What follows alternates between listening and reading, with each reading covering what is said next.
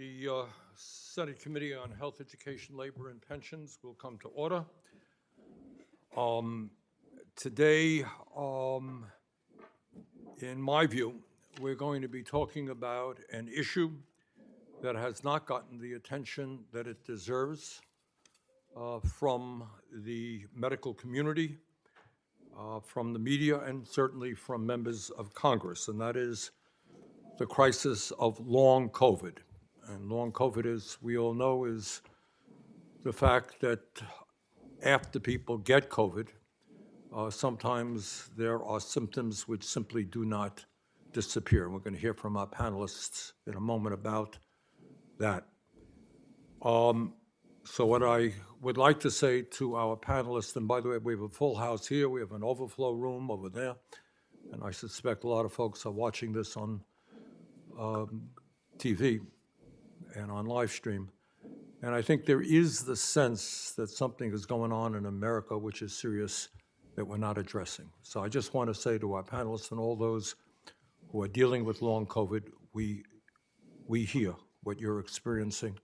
We take it seriously. We think we have not, as a Congress, done anywhere near enough, and we hope to turn that around. The reality, as we're going to hear from our panelists in a moment, is that long COVID is a very serious illness that can have devastating consequences for those who contract it. In America today, and the estimate is that some 16 million people throughout our country have long COVID. It affects people of all ages and all backgrounds, although we're going to hear a little bit of evidence that it disproportionately impacts people of color and lower income people.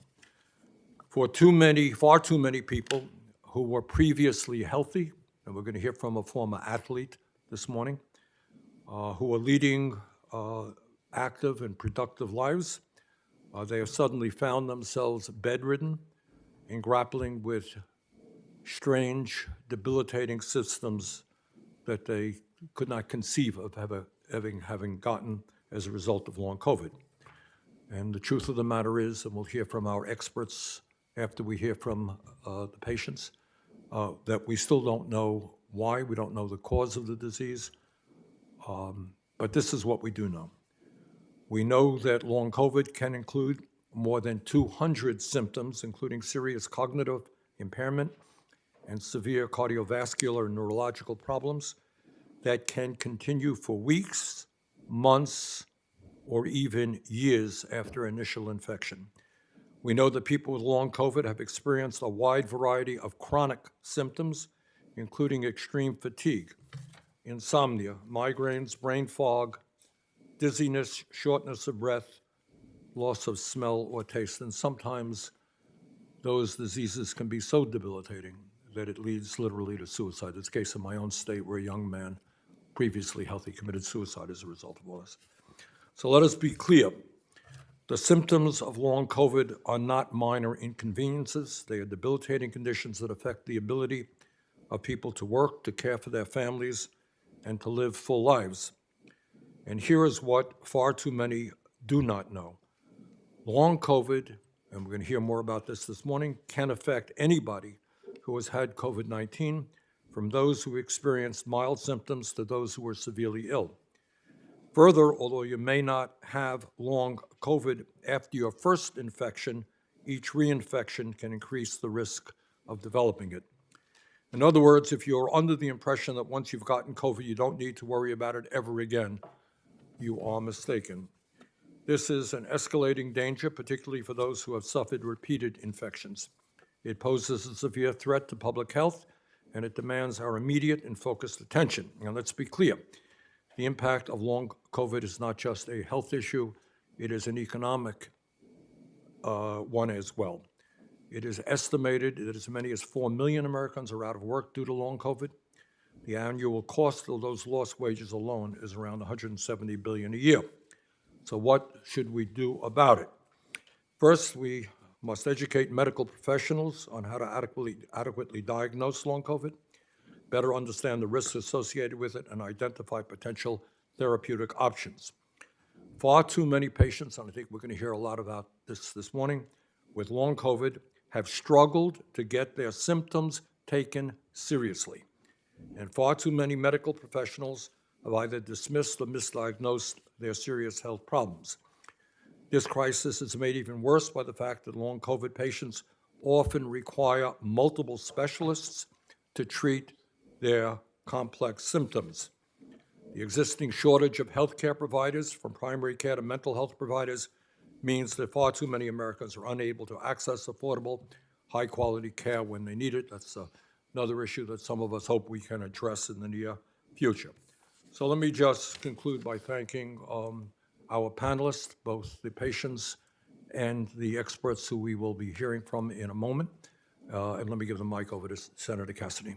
Thank you, Chair Sanders. I'm a doctor, and I worked for a long time with people who had chronic fatigue syndrome or other things which are just difficult to put your finger on. This is my problem. And the frustration they had with real symptoms but without real test findings was just remarkable. And so when I hear of long COVID, you have not my sympathy, my empathy. My understanding that this is something which can be devastating for someone. They feel like there's something out of their control dictating their life. And so I thank you for being here. I thank you for sharing your story. And for the researchers, I thank you for doing that research. Some of what I say will just be an echo of that which Senator Sanders says, because the facts are the facts. You know, most folks with COVID recover, but there is this subset which does not. And again, thank you for representing them. And we know that long COVID sometimes ends. That's the hope there, that there is not necessarily perpetual long COVID, but for some it is. And again, that is a challenge that we have before us. So let's get the research better. Let's do what we can so that those who have it, somehow it does end. By the way, my own kind of episode of it is that after having COVID, I could really smell ammonia. And I'd walk into a hospital where they were using it to clean a place, and whoa, it just powered me. I hope you don't mind me saying this, but when my dog urinated, I could really smell that urine. It was just something that was just so acute. But fortunately, that has kind of waned away, and now it's much less than it used to be. But it still comes back as just a reminder, and that reminder tells me of that which you who have these symptoms more severely, just how you might experience that. So, what are we doing? Well, Congress, I'm glad to say, has put significant funding towards this. We gave the Department of Health and Human Services $1 billion to study long COVID. And last summer, this committee included a policy that would give further direction to HHS's long COVID research as part of the Pandemic and All Hazards Preparedness Act, which we call PAPA, the reauthorization. Now, we know, we're about to hear, NIH has received criticism about the effectiveness of their long COVID research program. The Researching COVID to Enhance Recovery, or the RECOVER initiative, and that's why Congress needs to reauthorize PAPA. That gives us the ability to give not just money, but oversight as to how these programs are being conducted. Today, we're going to hear from some of our non-federal partners working on RECOVER and other HHS-funded projects to better understand how that work is going, what opportunities are there, what else can Congress do. And we're also going to hear from patients and from the mother of a patient as regards your about your long COVID experience, and allowing that to illuminate the conversations that we'll be having. I thank you for being here. I thank the committee for examining it. And Mr. Chairman, I yield back. Thank you, Senator Cassidy. Okay. All right. All right. Declare long COVID a national emergency. All right. 28 billion now. Declare long COVID a national emergency. Moonshot kills. Declare long COVID a national emergency. Long COVID AIDS. Long COVID AIDS. Okay. Let me begin by introducing our first witness, who is Ms. Angela Vasquez from Los Angeles. Ms. Vasquez is an individual with long COVID and the policy director for the Children's Partnership, a nonprofit organization that advocates for children's health equity. She has advocated for the long COVID patient community since early in the pandemic. Ms. Vasquez, thanks very much for being with us. Thank you, Chairman Sanders, Ranking Member Cassidy, and members of the committee for having me here today. My name is Angela Mediquez Vasquez, and today I'm here to speak as a disabled former athlete, long COVID patient, and former president of Body Politic, the grassroots patient-led health justice organization that was at the forefront of long COVID advocacy. Before we had to close due to a lack of funding, we connected and supported over 15,000 long COVID patients worldwide, the vast majority of whom were from the US. Before getting COVID-19 in Los Angeles in March 2020, I was a healthy runner for nearly 2 decades. What started as a mild illness progressed over weeks with an increasingly scary set of symptoms, including severe levels of blood clots, a series of mini strokes, extreme confusion and numbness in my face, hands, and legs that progressed to an inability to walk for several days, and new onset allergic anaphylaxis after every meal. I had many clinical signs that something was wrong within weeks. High markers for an autoimmune disease, labs that showed my blood was severely clotted, markers of an overactivated and exhausted immune system. All were dismissed by doctors as anxiety, but now are being verified by the decades-long overdue research as clear evidence of infection-related pathology. I was left to fend for myself from bed that first year because I did not fit the profile of who was considered high risk. There wasn't even acknowledgement that infections could trigger chronic disease, something I knew when I first got sick, since I have a friend who has lived with chronic Lyme for years. I was a young person of color, not elderly and white. Now, even the CDC's data shows that Latina and LGBTQ+ communities are currently experiencing the highest levels of long COVID in the US, and there is strong evidence that people of color are not prescribed antivirals like Paxlovid at the same rate as white people. The medical neglect and discrimination I face contributed to my current level of disability and continues to harm patients like me. With long COVID, I have several chronic diseases, including myalgic encephalomyelitis, also known as chronic fatigue syndrome, or ME/CFS. It's a neuroimmune condition whose hallmark symptom is post-exertion symptom exacerbation or post-exertion malaise, which means when I push myself past a dynamic threshold, I will experience a relapse of my worst symptoms like insomnia, brain fog and confusion, sleep apnea, heart palpitations, fevers, and severe migraines. I'm on 12 different prescription medications, including weekly IV treatments at the hospital. I have a strict pacing regimen that allows me to work from home, but not do much else. I don't socialize, I don't enjoy my old hobbies, and I don't really leave my home, especially now that I'm considered high risk. I'm actually on the mild end of disability and now have access to a lot of medical support. Patients who have had ME/CFS for decades guided me to the right specialists who are familiar with infection-triggered diseases like dysautonomia, mast cell activation syndrome, and ME/CFS and how to manage them. My employer has been supportive in accommodating my needs, like frequent breaks and working from home where I can work while laying down. Low-income and patients of color who are more likely to get COVID-19, long COVID, and have the least access to health care are likely experiencing the greatest levels of disability and medical neglect and largely remain unidentified or unsupported with their new disabilities by the healthcare system, employers, and schools. Having insurance doesn't necessarily guarantee access to care. Long COVID patients with managed care plans especially are at the mercy of overwhelmed primary care doctors unfamiliar with infection-triggered sequelae who gatekeep access to specialists who can diagnose and manage the known pathologies. I recently had to assist a colleague, a health access lawyer, navigate her own HMO to get her son a long COVID dysautonomia diagnosis after 2 years of constant symptoms. There is also an escalating health access crisis with the return of Medicaid eligibility redetermination this year. Having to prove that you are still poor is a time-consuming, stressful, and bureaucratic process that contributes to millions of otherwise eligible people losing their health insurance because of application errors or misnotifications. Hundreds of thousands of disabled long COVID patients are new Medicaid recipients who may have moved or due to their financial or employment changes. Or they may simply be too ill to understand and fill out the forms, as I have been during relapse. My insurance keeps me stable enough to work, and I need to work to keep my insurance, a horrible double bind. We are living through the largest mass disabling event in modern history. Not since the emergence of AIDS has there been such an imperative for large-scale change in healthcare, public health, and inequitable structures that bring exceptional risks of illness, suffering, disability, and mortality. COVID-19 is but the most recent driver of a known phenomenon of post-viral illnesses that cluster around a set of understudied complex chronic diseases and are compounded for marginalized communities by social drivers of health. With enough political will, we can fund a long COVID moonshot that transforms clinical and community care for all of us. Thank you. Ms. Vasquez, thank you very much. Our next witness will be Mrs. Rachel Beal, and she will be recognized by Senator Kane of Virginia.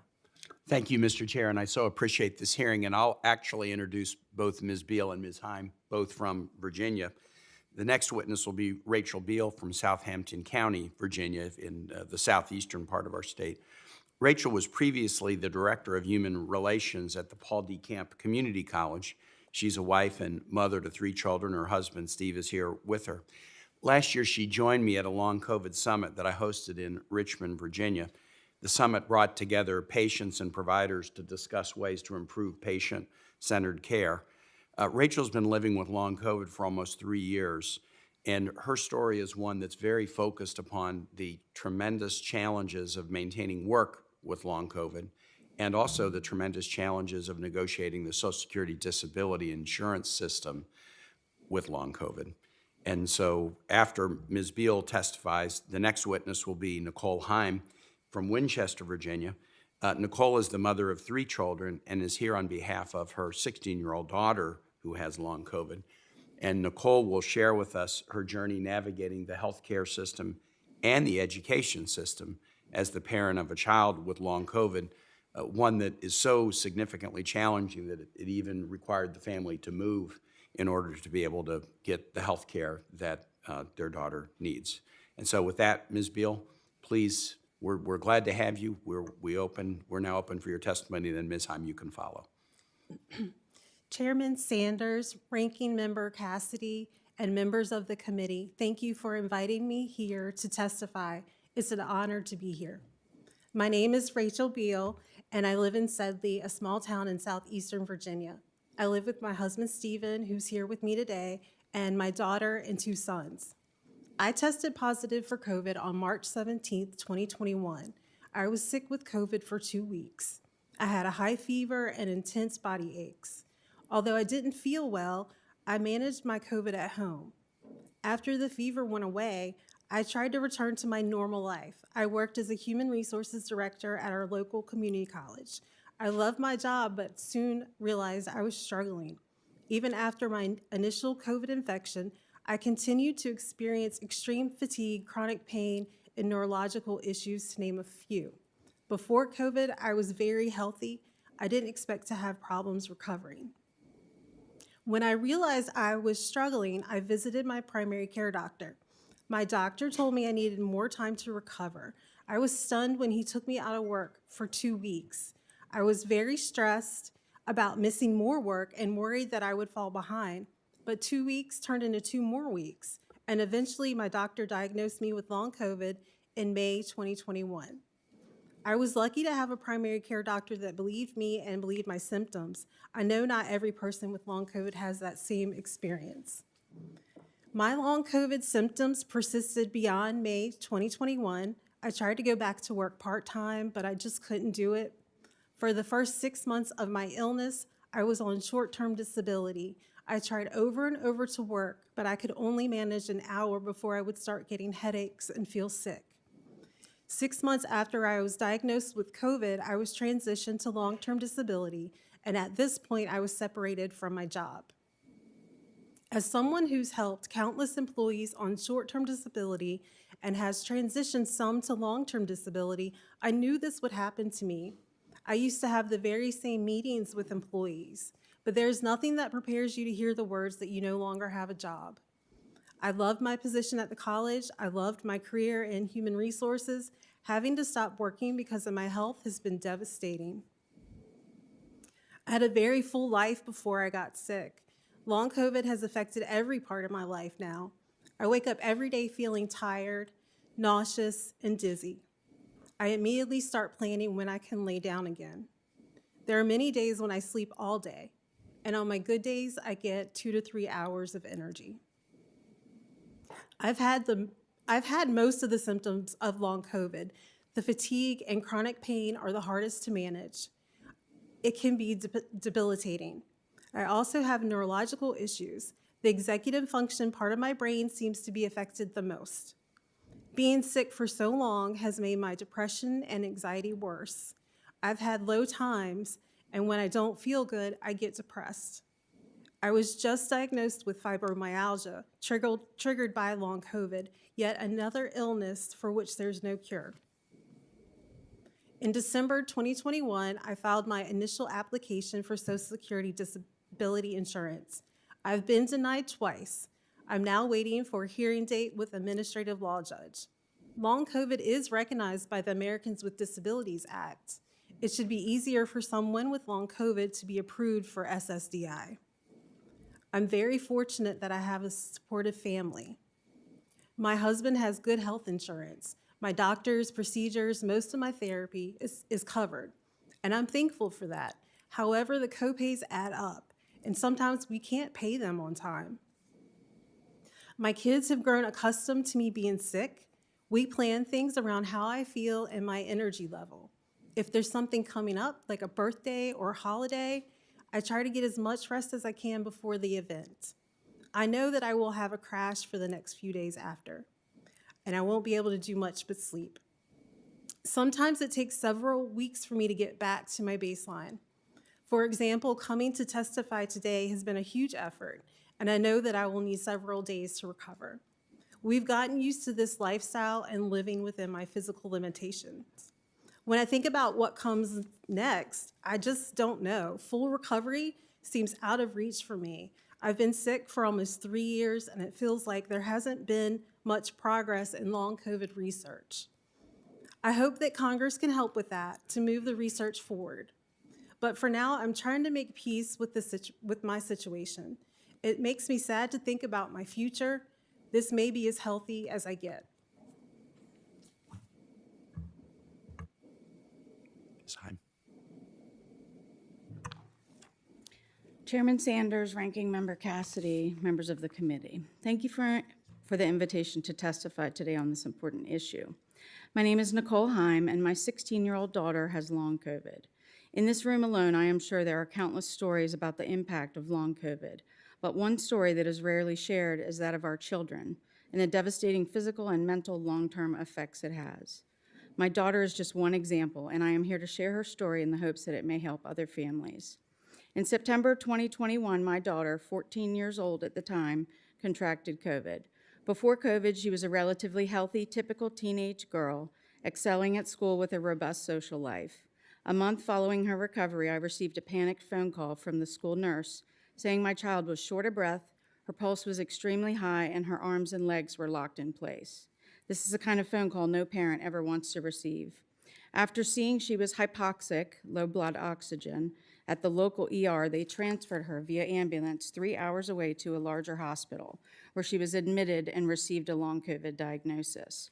Following this diagnosis, we were fortunate to be introduced to and get into the long COVID clinic at Children's National Hospital here in Washington, D.C. After a few months of waiting and jumping through prior authorization hoops with Medicaid, we were able to begin seeing Dr. Alexandra Yantz, the lead infectious disease doctor at Children's, who coordinates the team, which includes multiple specialists.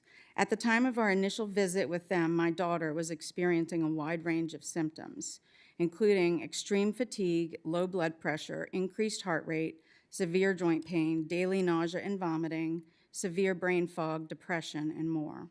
We learned about and enrolled in the Joint Children's National and NIH Pediatric COVID Outcomes Study, led by Dr. Roberta DiBiase. This is the only study of its kind in the country where 1,000 children are evaluated for 3 years following enrollment to determine long-term effects on children with COVID infection. Long COVID stripped away my daughter's life as she knew it. She was a straight-A honor student, an active member of the school's marching band, and had an active friend group. Now she is isolated and struggles to do her schoolwork. Because of the severity of her symptoms, she is no longer able to physically participate in the marching band or go to school. Instead of looking forward to a high school graduation, my 16-year-old is working slowly on her GED from home. The mild depression and anxiety she struggled with prior to COVID has only been intensified and has led to increased panic attacks and hospitalization for suicidal ideations. We so frequently hear about the physical effects of long COVID. Unfortunately, we rarely discuss the mental health impact it has. It is especially concerning when considering our children. Having a chronic illness as an adult is difficult, but it is more challenging and takes a much greater toll on a child. So much of our children's lives revolve around school, extracurricular activities, sports, and friends, activities that continue for my daughter's peers, but not for her. After 2 years of treatment, my daughter has seen some symptom improvement. However, we are still experiencing symptoms and struggling each day to adjust to this new norm. We are learning more and more every day. In fact, we recently discovered she has micro blood clots, which will require her to be on daily blood thinners. We are optimistic that she will fully recover one day, but we remain concerned that her current treatment regimen may be necessary for the rest of her life. Clinics and studies like those done at Children's are crucial to understanding this infection and its unique impact on our children. I feel so grateful for the treatment my daughter is receiving at Children's, but I know there are many other parents and children struggling not only with the long COVID diagnosis, but also to find symptom relief. In reflecting on our experience, my recommendations to this committee are simple. Create medical screening tools to help identify long COVID. Increase awareness around pediatric long COVID. Allow physicians caring for long COVID patients to have telemedicine appointments in states they are not licensed in for both the initial visits and for follow-up. Encourage the committee to meet with the hospitals that are running the long COVID clinics to understand the level of services that they provide. I would tell any parent that if their child's existing conditions worsen or they develop persistent and/or new symptoms after COVID, they should contact their doctor to discuss long COVID. I look forward to a day when doctors not only know more about long COVID, but can also quickly identify patients to provide timely treatment. I hope studies like these at Children's National Hospital are continually supported to lead new treatment options for patients like my daughter. I'd like to offer myself as a resource to this committee and our healthcare system as we continue to address long COVID. Thank you for the opportunity to share our story. I look forward to our discussion. Well, I think I speak for the whole committee in thanking all three of you for being here and for educating us and the American people about what you and, in your case, your child has experienced. Let me begin my questioning with Ms. Vasquez. And I know you have experience, obviously, not only with yourself, but you have interacted with many, many hundreds of people with long COVID. Is one of the frustrations that the medical community or others do not believe, in fact, what you are experiencing? Is that one of the problems that you're going through? Yes, absolutely. I daily, it seems like, hear from patients who have been experiencing long COVID symptoms, symptoms that are clearly as a result of their infection with COVID, being dismissed by doctors as anxiety, as pandemic stress. It's, I think, quite alarming that even with the media attention that it has gotten and all of the grassroots advocacy that we've done to educate, providers and the community about long COVID, it is not enough. There really needs to be, I think, a stronger, louder government campaign around long COVID for public health, and as well as clinical education to providers, particularly primary care. I mean, you said yourself that primary care is overwhelmed. It's really, really difficult to assess a patient in 15 minutes and get them everything they need. Let me jump to Ms. Beal and Ms. Helm, just to pick up where Ms. Vasquez left off. How has your, what kind of impact, what kind of effect have you had in terms of reaching out to the medical community? Have you found doctors' understanding of the problem? Have you been able to get the help you need, Ms. Beal, for your symptoms? are others in a similar place? Thank you so much for your question, Senator. Early on in my long COVID journey, it was difficult to find a doctor that knew what long COVID was. And I even had a doctor tell me that she didn't believe that long COVID was real. So, and that's hard when you know you're sick and you know it's real, and you have a medical professional telling you that they don't believe it. It's hard to get anything out of a conversation like that. I've become more selective in which physicians I see. I ask every single one of them, have you heard of long COVID? Are you treating any other patients with long COVID? And I think in the last year, more of the providers are more aware of long COVID, so that's been very helpful. Okay, Ms. Helm, you've introduced us to something I think gets even less attention than the overall crisis of long COVID, and that is how it impacts young people. I guess you have, not by choice, become somewhat of an expert on COVID and young people. Can you tell us a little bit about what you have learned as to how many kids are experiencing long COVID, whether they're getting the kind of treatment that they need, how it impacts, a teenager's life? Speak into the mic there, please. Just being on social media and connecting with all these different groups of parents, a lot of times you get to talk directly with other parents and hear their stories. And there's a lot of parents that are struggling to get treatment for their children. I mean, they're trying all kinds of different, medications, supplements, even hyperbaric chambers. I mean, they're doing anything to try and help their children feel better. And I think the biggest thing in relation to the question about the doctors I come across, the doctors I've been around are not dismissive. They just say, I don't know. I hear that a lot from doctors. I don't know, I don't know, I don't know. So what I do is, because I've got the information from the clinic and the study and stuff, I tell them what I know. I was at the gastroenterologist yesterday and I said, did you know COVID lives in your gut for months after infection? And she said, no, I didn't know that. And I said, well, tell everybody at your office. And then she looked at me and she said, yeah, well, she looked at me and she said, well, how do I do that test? I don't even know how to order that test to see if they have COVID in their stool. And so I think that's part of the problem is the doctors need the information so that they can help the patients, because they just don't know that COVID is doing this to people, I don't think. They're shocked usually when I tell them the stuff that I've learned. All right, I'm running out of time. My last question is, what good question did I not ask any of you?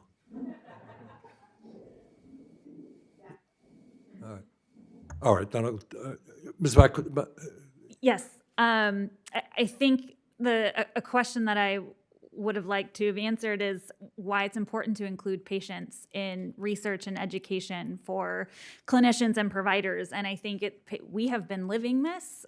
We have been living with long COVID since the pandemic began.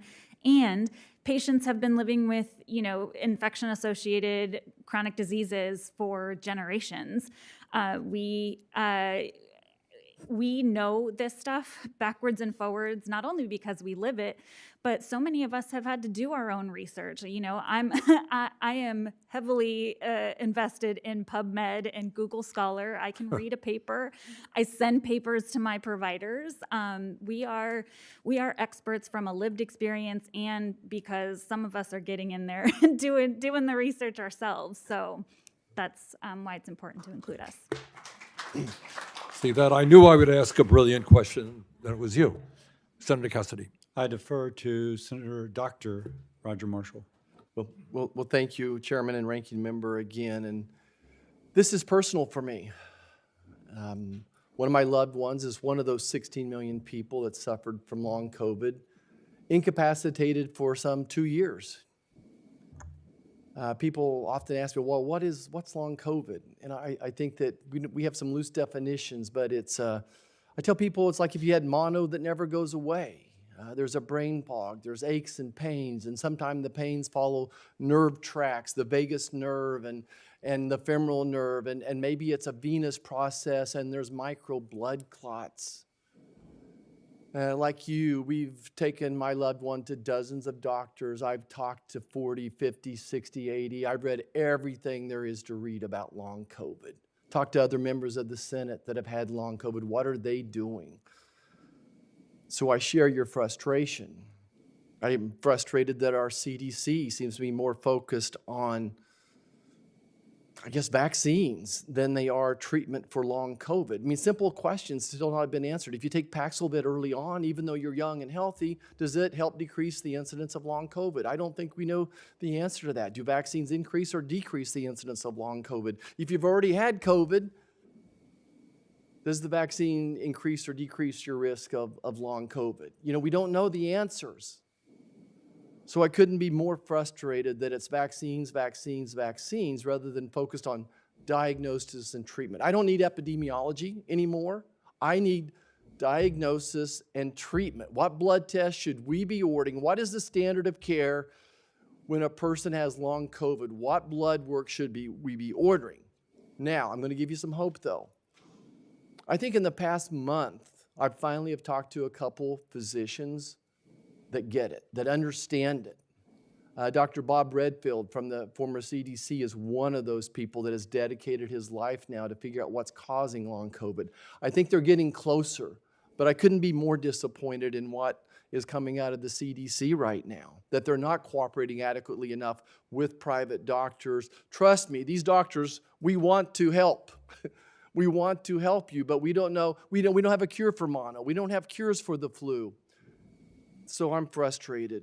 And Mr. Chairman, what I'm really concerned about is more recent news coming from from foreign lands that just recently learned that Dr. Lily Wren, 2 weeks before we knew what COVID was over here with sequence, that our own NIH, that she had submitted the DNA sequence for COVID to our own NIH on December 28th, but the NIH deleted it. That would have given us 2 more weeks to work towards a vaccine and curing and preventing the problem. And then I find out she was on the EcoHealth grant from NIH, our own American dollar. She's working for the American government. She has the sequence, she gives it to us, and we delete it. Remember, it only took 2 days for Moderna to develop a vaccine. If we would have had the vaccine earlier, my point is, how many long COVIDs would we have prevented if we knew that this was person-to-person transmission, which the Chinese certainly did by then. If we would have known this was person-to-person transmission, that this came from a laboratory, that it was a superbug, maybe we could have prevented some of these 16 million people. It points out that we don't have a good grasp of our grants. So we award these grants, people are doing research, and we don't have a good grasp of what they're doing. And I'm even more concerned recently, again coming out of China, that their viral gain of function continues. This week they found they've made a COVID virus that attacks the brain more so than human lung cells and human veins. That's why we've called for a viral gain of function moratorium until we can wrap our arms around this horrible situation. Who here can say the benefits of the virus that looks like COVID, that attacks the brain more over any other cells? What are the benefits of that type of research? People just can't show me what the benefits that are. Well, I guess my question for you all, and I think it goes to the mental health of my patients, my family members, the people I talk to. If we knew where COVID came from and what are we doing to prevent it? And this time, is your daughter, your son, I'm sorry, your daughter. This is definitely a mental health impact on people as well. Are you frustrated with the CDC that we don't have better research out there, diagnosis, treatment? Are you frustrated that we're not doing more to stop this next round of COVID from coming? I just want them to do something about it now going forward and to acknowledge that it's real and how it's affecting the children. I get it. Thank you. Thank you so much, everybody. Senator Murray? Well, thank you very much, Chair Sanders. I'm really glad we're having this really important hearing, and I want to thank all of our witnesses for being here today. You know, since the COVID-19 pandemic, I have really been pressing for more NIH funding to help us better understand and treat long COVID, and I continue to fight for strong funding bills for health research and public health infrastructure as we are now negotiating our current funding bills. last Congress, I fought very hard to pass my Prevent Pandemics Act to make sure that we would not be caught so unprepared for whatever the next pandemic hits. But there is a lot more that we need to do. As all of you well know, we need better information, we need better care, we need better treatment, need better public awareness to help with prevention. And I know for patients dealing with this, long COVID is a serious life-altering condition and one we are, as many of you just said, learning about every single day. So I really appreciate all of you being here and sharing your stories. You know, throughout the COVID-19 pandemic, we know that women were likely to be exposed to COVID-19, frontline essential workers, our daycare workers, our nurses, and many of them living in underserved communities. Now, I believe in general that our country needs to take women's health more seriously. So I think this question I have for you is extremely important. Given the barriers women already face in getting quality care, what are some of the unique challenges you all may have seen as women seeking care and treatment for long COVID complications? And Ms. Vasquez, I'll start with you. Yes, I absolutely believe my gender and my ethnicity played a role in not being able to get care, especially at the beginning of the pandemic when hospitals were absolutely rationing care, even if it wasn't an official policy. I was told multiple times that unless I was elderly and in need of a ventilator, that I needed to go home and save beds for people who were really sick. And this was after getting labs showing that I was severely blood clotted. I was told that that was a false positive and that I didn't actually need any care. I was sent home as a psych patient. That continues to happen to women, especially women of color, Black women especially. And I kept going back to the emergency room because I told myself, I am not going to be a statistic. And I think, unfortunately, those statistics are growing. Ms. Beal? Thank you for your question, Senator. For me, early on, I did have a doctor that kept saying that it was just depression and anxiety. That's why I was achy. That's why I was tired. It's just depression. It's just anxiety. You know, go see a therapist. Let's work on it from that angle. And that's very discouraging as a woman or any patient, that it's all in my head. You know, I know it's not all in my head, but this doctor is trying to make me feel like it's all in my head, and it's very discouraging. You know, there were some instances where I requested some testing, and there was a little bit of pushback on that. You know, and I think that was coming into play of, you know, the woman being a woman and I guess kind of brushing me aside a little bit more. One of the things I needed was blood work to test my ferritin levels, and the doctor kept testing just the iron, but it's separate tests. And I found out that I was anemic. But if I hadn't kept pushing that with him, I wouldn't have been able to get that conclusion. Yeah. Ms. Helm? I don't think that's something I can really speak on for my daughter. Okay. Well, let me ask you about access because a lot of patients with COVID, long COVID in my state of Washington have told me that they have really limited access to quality treatment and rehab services. The University of Washington's post-COVID rehab and recovery clinics is one of the few that we have in a very large state. I know you all have lived through the challenge of navigating our healthcare system. What do you want to see done at the federal level to expand access to quality care for long COVID patients? Any of you? Ms. Vasquez? Yes, I really feel like we need to broadly disseminate sort of basic diagnostic and screening tools to, again, primary care physicians. They are the front line. They're the first person that folks go to after an infection with these, you know, somewhat nebulous symptoms. These conditions have existed. We have clinical diagnostic tools to be able to diagnose and then manage these conditions. That needs to be disseminated widely. And I think there's also a role to play through HHS and guidance to state Medicaid agencies to really hold contracted managed care plans accountable to identifying and treating long COVID adequately. Okay, very helpful. Either of you want to comment? I am out of time. I wanted to ask Ms. Heim very quickly. We know that the education system during COVID, a lot of kids suffered. We're still dealing with a lot of the significant impact of learning throughout that time.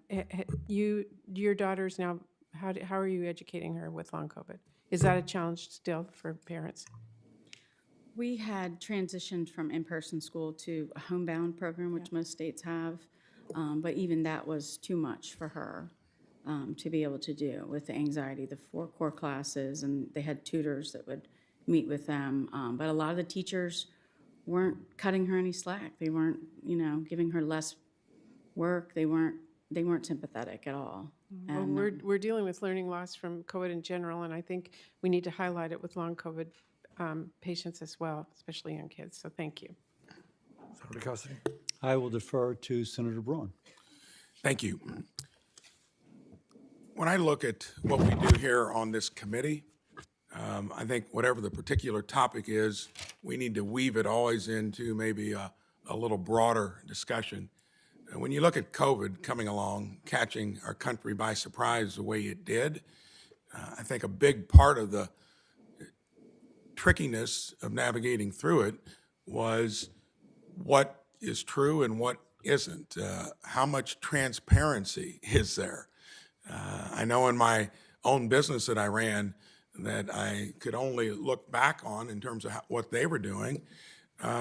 We took it seriously, just like we took healthcare seriously 15 years ago when I was sick and tired of a healthcare system that was telling us how lucky we were that our premiums are only going up 5 to 10% a year, along with zero transparency into the system. I think COVID, if you want to find a silver lining to it, shows you how when you really get into a predicament where it's just laced with uncertainty, novelty, and then you try to remediate it through a system that you know is not real good at taking care of the standard operating stuff. No one should go broke in this country because they get sick or have a bad accident. I think most of us, thank you, and that should be something we all agree with. Then it gets down to what are you going to do about it? So I want to highlight something that the chair of the committee and I are doing, and then the question will be around that as you navigated through your own complications with COVID. To me, when I wrestled with it 15 years ago, there was zero transparency. You basically hoped that your insurance plan was going to take care of it. You never found out the net result until 3-4 months later when you opened the envelope up with trepidation to see how much it was going to cost you. That's no good. We've got a bill called Healthcare Transparency, Competition, all the things I've been talking about. So there are bigger things working here in the U.S. Senate. And thank you, Chairman, for doing that alongside many of us that are interested in it. Let's start on the left side of the down here.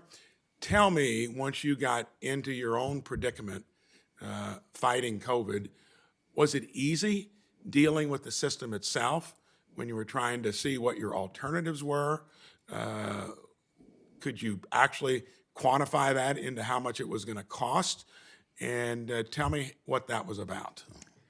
The costs of living with long COVID are high. I have an excellent employer-based health plan, a PPO, and I still last year spent $4,000 out of pocket on medically necessary care. This was not alternative care or they were things that were not covered, that were denied by my health plan. And that was for a variety of reasons. A lot of my medication needs to be compounded because I'm allergic.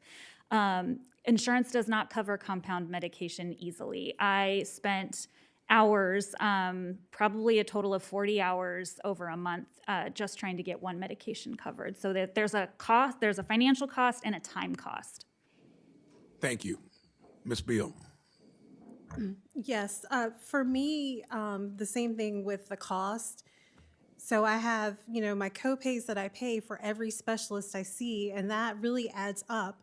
Also, I live in a small town about an hour away from most of my doctors, so I'm having to drive everywhere to these appointments when my time would be better spent resting instead of going everywhere to try to see the doctors. It's very frustrating for me. With my medical insurance, I have to see my PCP to ask for a referral. So when I wanted to see a neurologist, I had to ask to go see a neurologist or cardiologist, hematology. Every time I had to have a referral. And then you have to wait 6 months to get seen by the specialist, and all this time is going by, and you know what the issue is, but you can't get in front of the right doctor. So that's been very frustrating. Insurance, when things aren't covered that you need, it's very demoralizing because you need it and it's out of your, not in your own personal budget to cover it. One of the things that I need is massage therapy for my chronic pain. And I pay out of pocket, but I can't afford to go every week like I need to. I go maybe once a month. And, that's something that helps people with long COVID. So why can't the insurance cover it? Good question. Really Ms. frustrating. Heim. My experience is very different because my daughter's on Medicaid. So what was going on with us was, well, first off, in order to get into Children's National, there was a lot of prior authorizations that needed to happen. I definitely feel for my doctor's office sometimes because of the hours that they put into getting us into some of these specialists. But part of the reason why we moved states was because we previously lived in West Virginia, and whenever I needed to see a specialist, which was a lot, we had to drive over 3 hours to go to the university to see a specialist. So it was like a full-time job getting her to all the appointments and the testing and all that stuff. So that was very Well, I hard. think you're all saying the same thing. We've got a kind of broken system that lacks transparency, competition, and all of that. Again, this healthcare price transparency 2.0 addresses all of that. And until we get that, we're always going to be wrestling with issues like you've just described. Thank you. Thank you, Senator Braun. Let me take Chairman's privilege to pick up on a point that Senator Braun made. He and I agree with the diagnosis. We have a healthcare system which is broken, which is dysfunctional. In my view, its main function is to make huge profits for the insurance companies and the drug companies. Meanwhile, our life expectancy is far lower than many other countries. We don't have enough doctors, nurses, mental health practitioners, pharmacists, you name it. We need a fundamental overhaul of our healthcare system. Whether Congress is able to do it, given the power of the insurance companies and the drug companies and big money interest, we will see. Senator Hassan. Thank you, Mr. Chairman, and thank you, Ranking Member Cassidy, for this hearing. To the witnesses, thank you for being here today because this is really, really important for us to hear and understand. And before I turn to my questions, I just want to highlight the long COVID research that's happening in New Hampshire and the need for consistent investments in this work. So this is more for my colleagues than for the three witnesses. Patients in New Hampshire have benefited from the research and care happening at the Dartmouth Hospital Post-Acute COVID Syndrome Clinic. The clinic has received some federal funding through NIH, but additional funding to expand services for patients has been delayed because of uncertainty around consistent long-term federal funding. We have to work in a bipartisan manner to come to an agreement on long-term government funding, including to ensure reliable research funding that supports millions of Americans who are experiencing long COVID. So now to my questions to the panel. Ms. Beal, I want to start with you, and this is a follow-up on questions you've heard and discussions you've had with Senator Murray and just now Senator Braun. In New Hampshire, our clinic at Dartmouth Health is the only long COVID clinic in the state. The clinic is in the Upper Valley region of New Hampshire, and as a result, some patients may have to drive hours to get there. You've talked about the impact of long car rides on your condition, but it can be really hard for any patient, especially those experiencing symptoms of long COVID, to have to engage in that kind of travel. That's just one example of the barriers that patients face to accessing the care they need, but I just would like you to elaborate. What has it been like for you with the symptoms you have to make long trips for your care? Thank you for your question, Senator. There have been many times where I've wanted to cancel appointments because I'm sick. I don't feel good, or, I have zero energy. And my husband's at work. He can't take off work to drive me everywhere. He's our only income. So yeah, there's plenty of times that I'm driving to my appointments and I'm so sick. And then I get into the appointment and I'm in front of the doctor and I don't always remember every single thing that I need to say. I forget the biggest symptom that I need to talk about, or I forget my questions. And, all I'm thinking about is, gosh, I don't feel good. I just want to go back home. And it's hard. It's really hard. Yeah. And I think it speaks to not only the challenges of long COVID patients, but just generally whenever patients with chronic illness have to travel a long time. So that's why rural healthcare and having multiple places that can address various healthcare issues is so important. Ms. Vasquez, my office has heard from Granite Staters with long COVID who are facing difficulties accessing and affording the healthcare that they need, just as you have discussed. One study suggests that patients who experience conditions like long COVID and chronic fatigue syndrome could face an average of $9,000 annually in medical bills. So can you talked about your experience in the out-of-pocket payments you've needed to make, but from a policy perspective, what can we do to protect patients from these costs? What are the recommendations? I know you've been advocating on this front. Yes, I think there absolutely needs to be government funding for research, which takes place in clinics and in long COVID clinics. And additionally, we have to hold health plans and especially managed care plans accountable for adequately, reimbursing for services like care coordination. If you're working with 10 different specialists, you're gonna need a care coordinator. And these are services that, again, that health plans are required by law to provide, and they're not always doing that. So some of our oversight function could also come into play here as well. Yep. Finally, to Ms. Heim, the small team at New Hampshire's long COVID clinics serves around 60 new patients per month and hundreds of existing patients, and the rate of referrals to the clinic isn't slowing. About 6% of New Hampshire has long COVID. It's clear that patients need access to more medical providers who can recognize and treat long COVID.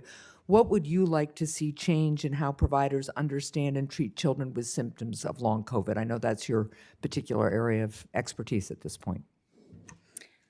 I would say just as we do a screening for depression with teenagers, let's say, why can't we do a write-up that screens for long COVID? Yeah. And we can not only have it at the doctor's office, but put it online so people can access it. And then if they, realize that this might be what's affecting them, they can get in contact with a specialist. Even have it accessible to the schools. Yeah. So if they have a child that's coming into the school counselor's office or missing a lot of school, it might raise a red flag, and they can just put a document in front of them, and that could start the process. Right. And then, of course, telling the doctors what's going on. Just giving them information we already have. Yeah. I mean, I know so much just after the past couple of years, and I tell every doctor I see, but that's not going to make much of an impact. So why not get it out there to everybody, what we know already? Right. Well, I appreciate that, and it strikes me that interacting with school nurses and getting school nurses engaged in this is one way to make sure that the schools have that information from the viewpoint of a healthcare professional. So I appreciate that. Thank you very much, Mr. Chair. Senator Cassidy? Yeah, I'm a doctor. You're going to see my questions kind of reflect, the technical aspect of this. By the way, you're talking about having to leave West Virginia, beautiful state, to move to being closer. You're talking about Ms. Beal, et cetera, same sort of story. Is telemedicine, are people using telemedicine for this? Because I'm thinking that probably the examination is not showing very much. It's an interview and they're asking your response. So is Virginia Medicaid covering telemedicine, or your insurance plans covering telemedicine?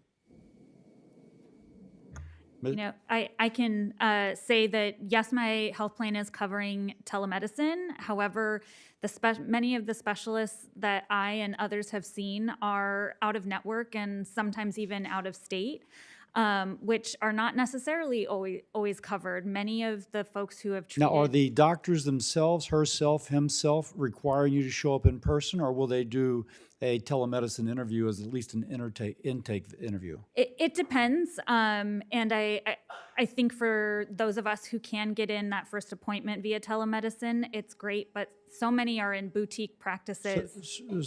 Ms. Beal, your experience?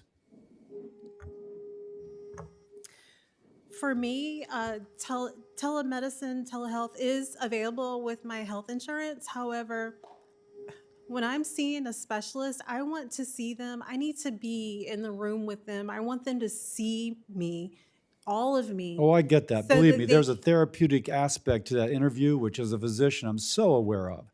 Sometimes for follow-up, it helps, though, particularly since you had mentioned the drive is so fatiguing. Ms. Heim, your experience? When we lived in West Virginia, WVU had a telemedicine office for children. So what would happen was we'd go see the specialist in Morgantown, and then for prior visits after that, we would go into an office and see a nurse or a PA, and they would essentially wheel the doctor in on a screen, and we would still get that visit. That was powerful. However, as a child, they required us to be at the hospital to do colonoscopy and pulmonary. All the testing always had to Of be course. done at the hospital. So even with that help of the telemedicine, we still had to travel quite a bit. Let me And ask you, ma'am. Children's, of course, they have not done the telemedicine because a lot of times the doctors aren't licensed in different states. So you have to be in the state in order to see the doctor. So sometimes we'll drive and just kind of park and then see the doctor on the side of the road, but that's not very convenient. Now, you've been involved in children's, and as y'all were talking, I was on PubMed, looking at some of the articles and stuff. And the therapies, are they actually giving your child therapy at children's? Put it this way, is she in clinical trials testing different therapies as to what might be benefiting her? So there's two separate things. There's the long COVID clinic, which has the doctors and the specialists, and then there's the NIH study that's run through children. So the study is just gathering information. It is So, observational, it is Two of not my therapy. children are in that study because as a parent, that was the only thing we could do to help the situation is to give them information. So we just do the study to help. We get information sometimes, but mostly it's just them, doing testing and questionnaires and stuff. The actual clinic has offered advice and treatments, and some of them have helped, yes. Okay, now the treatment, some of them are like massage. You had mentioned how massage therapy, et cetera.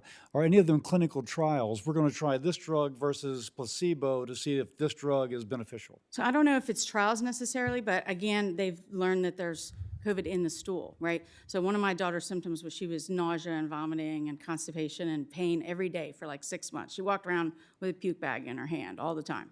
And when we found out that it might be in the stool, we did a clean out through a colonoscopy. That was kind of by chance, but nevertheless. And then we started on a pro and prebiotic that children's recommended. And those symptoms almost completely went away. Really? Yes. That's great. And that Which- was not part of a clinical trial. That's just No, kind of but like, that's what I'm saying. I want the doctors to know what we're learning because somebody could be having nausea and vomiting and pain, and all they got to do is clean out their gut because COVID's still there a year later. well, the probiotics helped. I mean, obviously, Yeah. it's more than cleaning out the gut. But anyway, that said, Ms. Vasquez, post-exertional issues are major. I think everybody's describing you get tired, and you were the runner, so you're going to notice it most. So has there been, and I've read that there is some problems with the mitochondrial, so this may not be reparable, but in other cases, they're talking about how gradual physical therapy, et cetera, can actually be a positive thing. What therapies have been attempted for you as a former runner to attempt to recover your ability to exert? As a former runner, I know what it's like to push through and overtrain to the point of stress fractures. And exercise is not good for me, especially when But there's passive resistance, for example, where the physical therapist kind of moves you back and forth, et cetera. And I'm not prescribing that. I'm just wondering, is what's being tried? I will say that there's just so much evidence that post-exertional malaise is the downstream effect of exercise. And I think exercise and movement will improve when we manage the upstream drivers of post-exertional malaise. Okay. Yeah. Okay. Mr. Chairman, I yield. Thank you all. Senator Kane. Thank you, Mr. Chair, and I really appreciate the witnesses being here. You know, I think it's an honor to testify before the United States Senate. Can also be a hassle, but for y'all, it's an additional burden. It's a burden to come, and as Ms. Beal testified, or as Ms. Vasquez traveling across the United States, or Ms. Heim here with family, you know, you're going to suffer a consequence from having been here today, likely fatigue, and so we don't have a lot of witnesses who have to come over the mountain the way you've had to be here, and I really appreciate it. And I've been dealing with my own long COVID issue for almost 4 years. It's mild, thank goodness. I feel like every nerve ending in my body's in an Alka-Seltzer 24/7, and it is. I can work, I can focus, I can exercise. It's harder to sleep. After 6 months and it not going away, I finally decided, I guess maybe it's not going to. I should see a neurologist, and I have been able to be told this is probably not going to get worse, and it's probably not going to get better, and both have proven true. 2 other colleagues, one a former colleague, Senator Inhofe, and a current colleague, Senator Young, we wrote a piece about our own experiences together that I'd like to introduce into the record, if I might, Mr. Chair. And the reason that we wrote it is, Ms. Vasquez, you pointed out, and I think subsequent testimony is underlined, long COVID is disproportionately affecting people of color. Long COVID is disproportionately affecting women. But, you know, we're 3 white guys. One got long COVID in his 40s, Senator Young. One got long COVID in his 60s, Senator Kane. One got long COVID in his 80s, Senator Inhofe. And we decided, after kind of finding ourselves on the floor of the Senate, bumming around and wondering if anyone else is having this weird experience we found each other and shared our experiences. And I think the reason that we all started to be public about it is we didn't like that you weren't being believed. U.S. senators get believed. You know, well, by a certain percentage of the population. I didn't have trouble getting believed by a doctor. I didn't have trouble getting believed by a doctor. And I don't think Senator Inhofe did. I don't think Senator Young did. Our physical reports of our own conditions were given credibility, but so often with women, that's not the case. With minorities, that's not the case. With young people, it's not the case. We've seen the similar phenomenon in maternal mortality when we've had hearings about this. And so we decided, the 3 of us, to talk about our experiences so that people would understand they're being believed. And Mr. Chair, by doing this hearing today, we can approach some substantive improvements, but also I think doing a hearing like this has a way of sending a message that people are believed. Ms. Beal, I don't want you to say more than you comfortably feel like you can, but can you talk a little bit about this SSDI ordeal and that you've been, I mean, the ADA says long COVID is a condition, a disabling condition that can be one that would either require reasonable accommodations or lead to an SSDI disability determination. But in a situation where you're already low energy, you're going through an extended process where you've already been denied twice. Talk a little bit about how frustrating that might be. And you're a human resources professional who've helped employees do this, so imagine if you hadn't had that background, how frustrating this would be. Thank you for your question, Senator. It has been an ordeal, like you said. The whole process has been very frustrating. The system is very difficult to navigate. You know, when I'm working on the paperwork, it's very overwhelming, and I can only work on it, but for so long. I set like a little timer for about 30 minutes, because if I go over that, I start getting headaches. So, I'm trying to compile all of my medical documentation to send in, and, both times I was denied, SSDI doesn't give specific reasons why you were denied. So I don't know what it is that they need from me to show that I can't work. So you don't know whether it's we don't think you're disabled, or you didn't fill out this piece of information right, or you left something Right. blank, or You Right. really don't know. Right. I don't know if they were able to get in contact with all the doctors. I don't know unless the doctor tells me. Here's a class of folks with long COVID who really have problems with the SSDI. A lot of people got COVID before we had tests. You remember how hard it was to get tested early on? And people who were getting COVID at the front end, they weren't even getting tested for COVID because there weren't tests. And then later, okay, maybe they get a vaccine, and then later a test will show that they have antibodies in their body, but that could be because of the vaccine, or it could be because they've already had COVID. And the medical professionals who are trying to make a resolution about SSDI are like, well, you have antibodies, but that doesn't mean you had COVID. So there's a set of problems that make this, within the SSDI framework, really tough. Now, we've dealt with situations like that in other contexts where we've had presumptive determinations, for availability of healthcare benefits when firefighters get certain diseases that are, because of conditions that are likely to occur in their profession. We give them presumptions that can be rebutted if they're not true. But it is a difficult proof burden, especially on somebody who's really suffering continuous symptoms of the kind you describe. And I hope I'm at my time and over it. And I want to let my colleagues go, but I hope that might be something we could focus some attention on. Good point. Senator Murkowski? Thank you, Mr. Chairman, and thank you for coming here this morning, for sharing your stories, speaking about the different journeys that each of you have had or your families have had as you have dealt with long COVID. I want to follow on to what Senator Kaine has been talking about, which is being believed. You have gone through an experience that has impacted you clearly physically. You've shared that. But we're living in a time and a place when everybody questions the reality of the facts on the grounds, whether it's politics or COVID or just so many different things. And that's hard. That's hard on the mental health as well. And so I would ask each of you if you can speak to the challenges that you may have had with regards to access to mental health care, behavioral health, because I have to assume that as you have been dealing with the physical effects of this, when you feel like you are being challenged by others, it's not real. You'll get over it. You are making it more than it really is. That has to be very stressful. That has to lead to higher anxiety. And that can lead to real depression.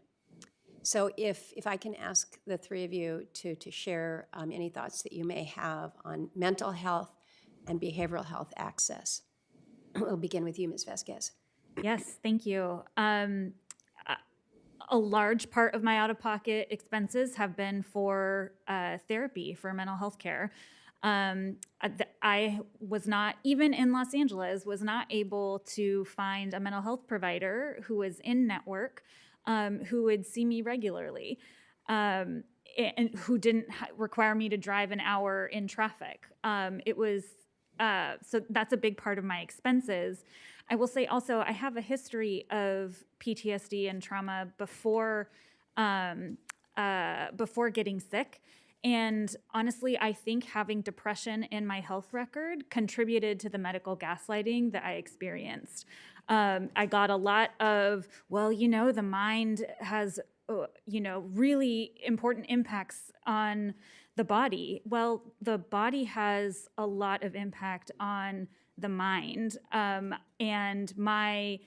So I think there's a social emotional piece to, my depression and my mood symptoms. And quite honestly, this is a neuroimmune condition, and brain inflammation has been shown to be linked to many mental illnesses and mood disorders. And so I 100% believe that as I get better care for my long COVID and ME/CFS, my mood will improve because my brain won't be as inflamed. Ms. Beal. Thank you. For me, for the access part of your question, the challenge for me has been getting an appointment with a neurologist. So I had a neuropsychologist psychological evaluation done, and it took me 9 months just to get that appointment. And in that appointment, you know, you go through the different mental health diagnoses, and having depression that I didn't have before I was sick, and, you know, trying to figure out what caused the depression. Well, in my case, it's the long COVID, you know. It's had that effect on me. I have insomnia, anxiety, all of that started when I got, you know, COVID and then long COVID. So that's been challenging. Like what you said, what the doctors are saying to you is the same for me. You know, you need to walk more. You need to be in the sun. You need vitamin D. All of those things. You know, that'll make you feel better mentally, and that might help. Yes, but the long COVID is causing the anxiety and depression. So if I'm not treating the long COVID as it needs to be treated, then the depression and anxiety are going to continue. Ms. Heim, do you have anything to add? I think one of the things that has been hard for me with my daughter is that she kind of tells herself, well, I just need to work harder. I just need to study more. I just need to do this or that, and things are going to get better. And the fact is that's not true. One of the doctors we work with works with athletes, and they are studying it. And the more we push, the worse it gets. And that's very counterintuitive. But with this thing, we have to figure out a way to treat it without pushing, because what happens is you push harder, it gets worse, then you feel worse, and it's like this rapid cycle that just goes. And so they have to find a way. When she was doing physical therapy, they did go very slow on the recommendation of that pulmonologist that had the information. So again, it's about them getting the information so we can treat it properly and not create this cycle of depression and anxiety and, you know, push and then get worse and, you know. Thank you, Mr. Chairman. Okay, thank you. Senator Smith? I think well, I don't think Senator Smith would ever defer to me in anything other than allowing me to speak first, because I have to go do a press conference and then get back here.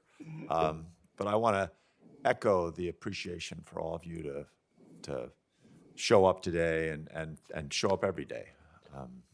I have as everyone I think here, probably in this room, knows somebody who's been going through this. I have an old friend who was amazing person. She was the first female producer of Monday Night Football, which is a strange claim to fame. And for her to be debilitated, it's just hard. I can't get my mind around it. And I know that you're all going through that same psychological evolution with yourselves, but with your child. Anyway, thank you. I've got a couple questions here. Ms. Vasquez, you mentioned in your testimony that the tribulations you went through attempting to obtain a diagnosis of long COVID, the doctors mistaking, some misbelieving, all of that, those travails. Given the nature of long COVID and also in addition to the symptoms and the biomarkers from patient to patient, I think you have spoken, but all of you really referred to the importance of doing more research, of integrating these stories into research. And University of Colorado is one of the 9 centers that actually got funding from the Department of Health and Human Services to do some of this research. And so, Ms. Vasquez, I was going to ask, what's your sense of what that research should be focusing on? What should be the priorities? Well, I think patients, again, via lived experience and diving into the existing research, really needs to build on the existing research. Long COVID is not a new thing. ME/CFS is not new. Dysautonomia is not new. Mast cell activation is not new. And those conditions have historically been very underfunded compared to the disability that they have contributed to over generations. And so for me, I think the prioritization is grounding the current long COVID research in the historical infection-associated disease research. Right. Ms. Beal? Excuse me. I think the research is extremely important because long COVID is a new illness, and there's so much that needs to happen quickly so that there can be a protocol developed and better treatment for us. You know, I pray all the time for a cure, but I don't know if that will happen for us. But in the very least, you know, there are some medicines that do help some patients, and there's some different therapies that help patients. But if I had a list of what's going to work, try this, then I would go down and try every single one. But I don't know what that list is. You know, some people try different things, and I don't want to just try different things and make my problems worse. But I don't, you know, we need to know what we can do so that we can feel better. Right. Ms. Heim? As I was saying before, share the information we already have. Get it out there. I mean, the stuff that we've tried is not expensive, but it's helped. Like CoQ10 for the brain fog, probiotics, prebiotics. You know, I mean, there's stuff that everybody can try. They just don't know to try it. Right. And like she was saying, it gives us hope to at least have an idea or something we can start, somewhere we can start. Because if it works, and we get our lives back, where at least they get better. Right, absolutely. There is always an inclination in science and certainly in healthcare to not present things until you understand, have all the facts and know what exactly you can recommend and not.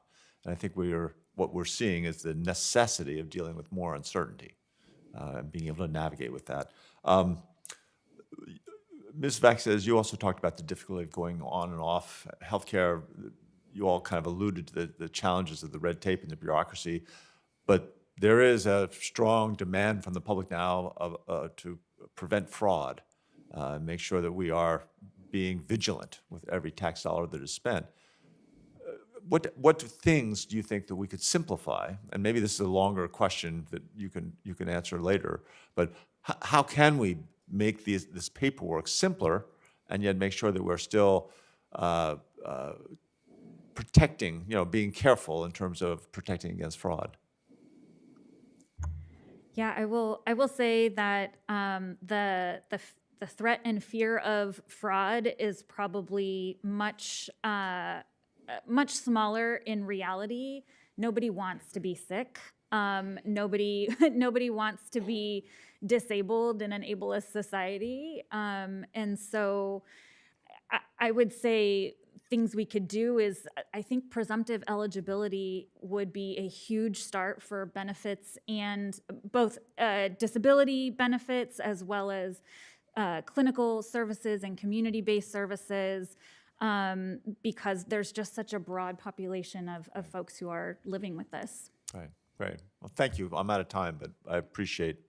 Sorry, it's a little bit like Jeopardy, where you see someone going to the buzzer. Thank you. Thank you, John. Senator Smith. Thank you, Chair Sanders and Ranking Member Cassidy, and thanks to all of you so much for being here. You know, health is a very personal thing, and so to be in this room with these bright lights and share such personal stories about your lives is really much appreciated. And I really appreciate Senator Murkowski's line of questioning around the kind of the interaction between mental health and physical health and how one fuels the other and how connected they are. So just thank you for your answers to that.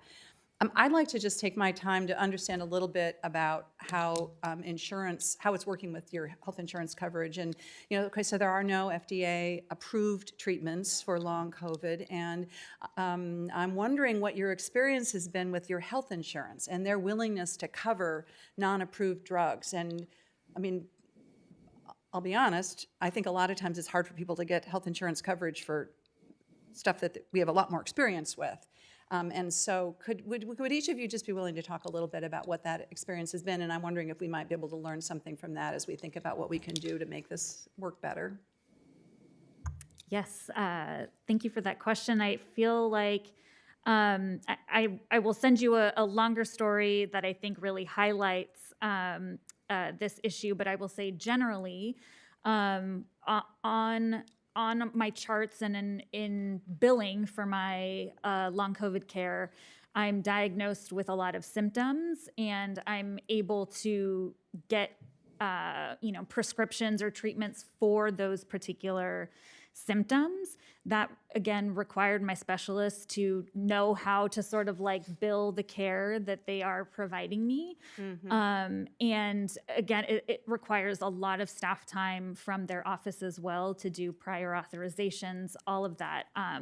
So I do think there's a lot that can be done to validate from the insurance side treatments that are for long COVID and not require doctors to sort of do the back end maneuvering to get something covered when they know it's medically necessary. This is why I hear from providers all the time that they have to have like full-time staffs that are just trying to figure out how to get insurance companies to cover care. Absolutely, yes. Right, right. Ms. Beal? For me, I think it would be helpful if the insurance companies could recognize long COVID as its own illness, and then maybe some of those treatments and procedures would be covered more quickly. I've experienced delays with different things that I've needed waiting for the insurance to approve it. One example is I need oxygen at night, and my doctor ordered it in August, but I didn't get it until I think late October. And it was because of my insurance company and the company that was providing the oxygen. So I think, having to wait for something that you need because of whatever conversation the insurance company is having with the doctors, all the stuff that's happening behind the scenes that's taking way too long, Right. it needs to be streamlined. Well, and that's got to have a big impact. You're talking Right. about, for example, suffering from insomnia, struggling to sleep, and there you have right there something that could happen that would be useful. Why do you have to wait? Right, Yeah. exactly. Ms. Heim, I'm really interested in your answer to this question, and I'm also wondering, as I understand it, your daughter was able to get connected into a long COVID study at Children's National, and I think often our problems in healthcare, like you could just sort of multiply them for people that are living in more rural communities, and so it's like just always worse, it seems. Could you just maybe talk a bit about your own experience with insurance and then how it has worked with your daughter, how her care has, I wonder, been improved because she's been able to be part of this larger hospital study? I would say yes, absolutely. I'm very fortunate that she got the diagnosis so quickly and got referred into this group. And the study is just separate. It's informational. It's its own entity. But the actual long COVID team that they have, Right. My poor doctor's office, I mean, they had to not only get authorization for the head of the team, but every single doctor on the team. So it was months of back and forth paperwork. And in the meantime, they were trying to do, they thought she had narcolepsy at one point because her fatigue was so bad. And just to get the sleep apnea test, all the crap that they have to go through to just get the test approved is a nightmare for the doctor's offices. And again, as this is happening, I'm watching my child suffer. I'm watching her sit down in the middle of a grocery store and just say, I can't go anymore. And meanwhile, I'm waiting to find the answers. So yes, that's very frustrating. Chair Sanders, I often feel that our insurance companies are designed to figure out how to deny care rather than to provide care, and I think that these stories illustrate what that means for people that are living with long COVID. Senator Smith, you are exactly right, and that's why I intend to bring the major insurance companies here. These companies make tens of billions of dollars in profit every single year, and there are very few Americans who don't have to struggle to get the care that they deserve. So that's an issue we will deal with in this committee. Senator Markey, and before Senator Markey goes, I would remind everybody that this has been an extraordinary panel, but we have 4 experts who are going to at least tell us what kind of progress we're making in understanding the disease and treating it. Senator Markey? Thank you, Mr. Chairman, very much. Thank you for this hearing. Thank you, Senator Kane, for your continued leadership and partnership on this issue.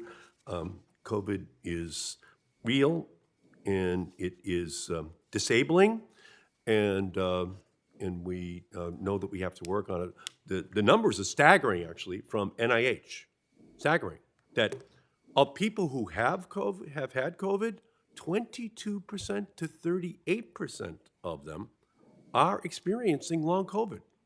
Can I say that number again? Of people who have had COVID, it's 22% to 38%. who have long COVID. And that may be an underestimation, according to NIH. So even as we talk about 5% of adults have had it, think about the people who have had it and why people who haven't had it should be very careful. They should be masking. They should be getting vaccinated because there's a high probability they will have long COVID. That's what NIH is telling us. So all the warning signs are there. We thank all of you who are here for your leadership, for your willingness to be here, and I just hope people understand it. This is not going away. It's still there. And if you get it, there's a very high probability that you're going to have long COVID. So just something that I think has to be made clear over and over again. In 2018, I introduced a resolution raising awareness of chronic fatigue syndrome. Like long COVID, this illness can come up after fighting off a virus. Now we're seeing more and more people navigating both ME/CFS and long COVID, and they are fighting for recognition of both conditions. People don't believe the patient. They think that there's some phony, pretend disease that people have, when we know that's not the case. And that's what our witnesses are making very clear here today. And meanwhile, research into these and other infection-related chronic illnesses is sorely overdue and underfunded. And this has left patients without answers and healthcare providers without the training to treat them. It is unacceptable to force people to fight their chronic illnesses and a health system that doesn't recognize their illness. We need to fund research to coordinate and fund research on conditions triggered by viral infections that will drive us towards diagnosis and treatments and cures. Research is medicine's field of dreams from which we harvest the findings which we need to give help to those who are affected. So, Ms. Vasquez, in your testimony, you shared how your symptoms were dismissed in the early days of the pandemic, and health providers didn't acknowledge the link between viral infections and chronic illnesses. Ms. Vasquez, what would coordinated efforts at the National Institutes of Health to better understand infection-associated chronic illnesses mean to you and to all of those who have had similar experiences? I think if the NIH really embraced the reality of infection-associated diseases, we could actually do some incredible science to drive the science forward. I mean, just historically, we didn't believe multiple sclerosis existed, and then we got better imaging and saw all the lesions. And now VA research has shown that Epstein-Barr virus, the virus that causes mono, is very associated to the point of potentially causing multiple sclerosis. So if we really embrace sort of the history of infections triggering disease, we can do some really cool science around microclots or viral persistence. The science is happening on such a small scale, but the U.S. could really be the leader for a cure for these kinds of conditions. Yep, so we believe you. Thank you. We know you're not faking it. And we know that 22 to 38% of those people who have had COVID are not faking it. Otherwise, there wouldn't be so many of them. So it's absolutely imperative that we provide the funding for research. Yep. That we have our top scientists working on this issue, or else we're going to have people with this debilitating illness who have to be out there wondering why they're being stigmatized when there's an underfunding of the research needed in order to provide hope for those families. So thank you all so much for being here again today. Thank you. Okay, this ends our panel with the patients, and I know I speak for every member of this committee in thanking you. It's not been easy for you, literally, physically, to get here, and your testimony has been extremely powerful and helpful in allowing us to go forward. So we are very grateful to you being here. Thank you very much.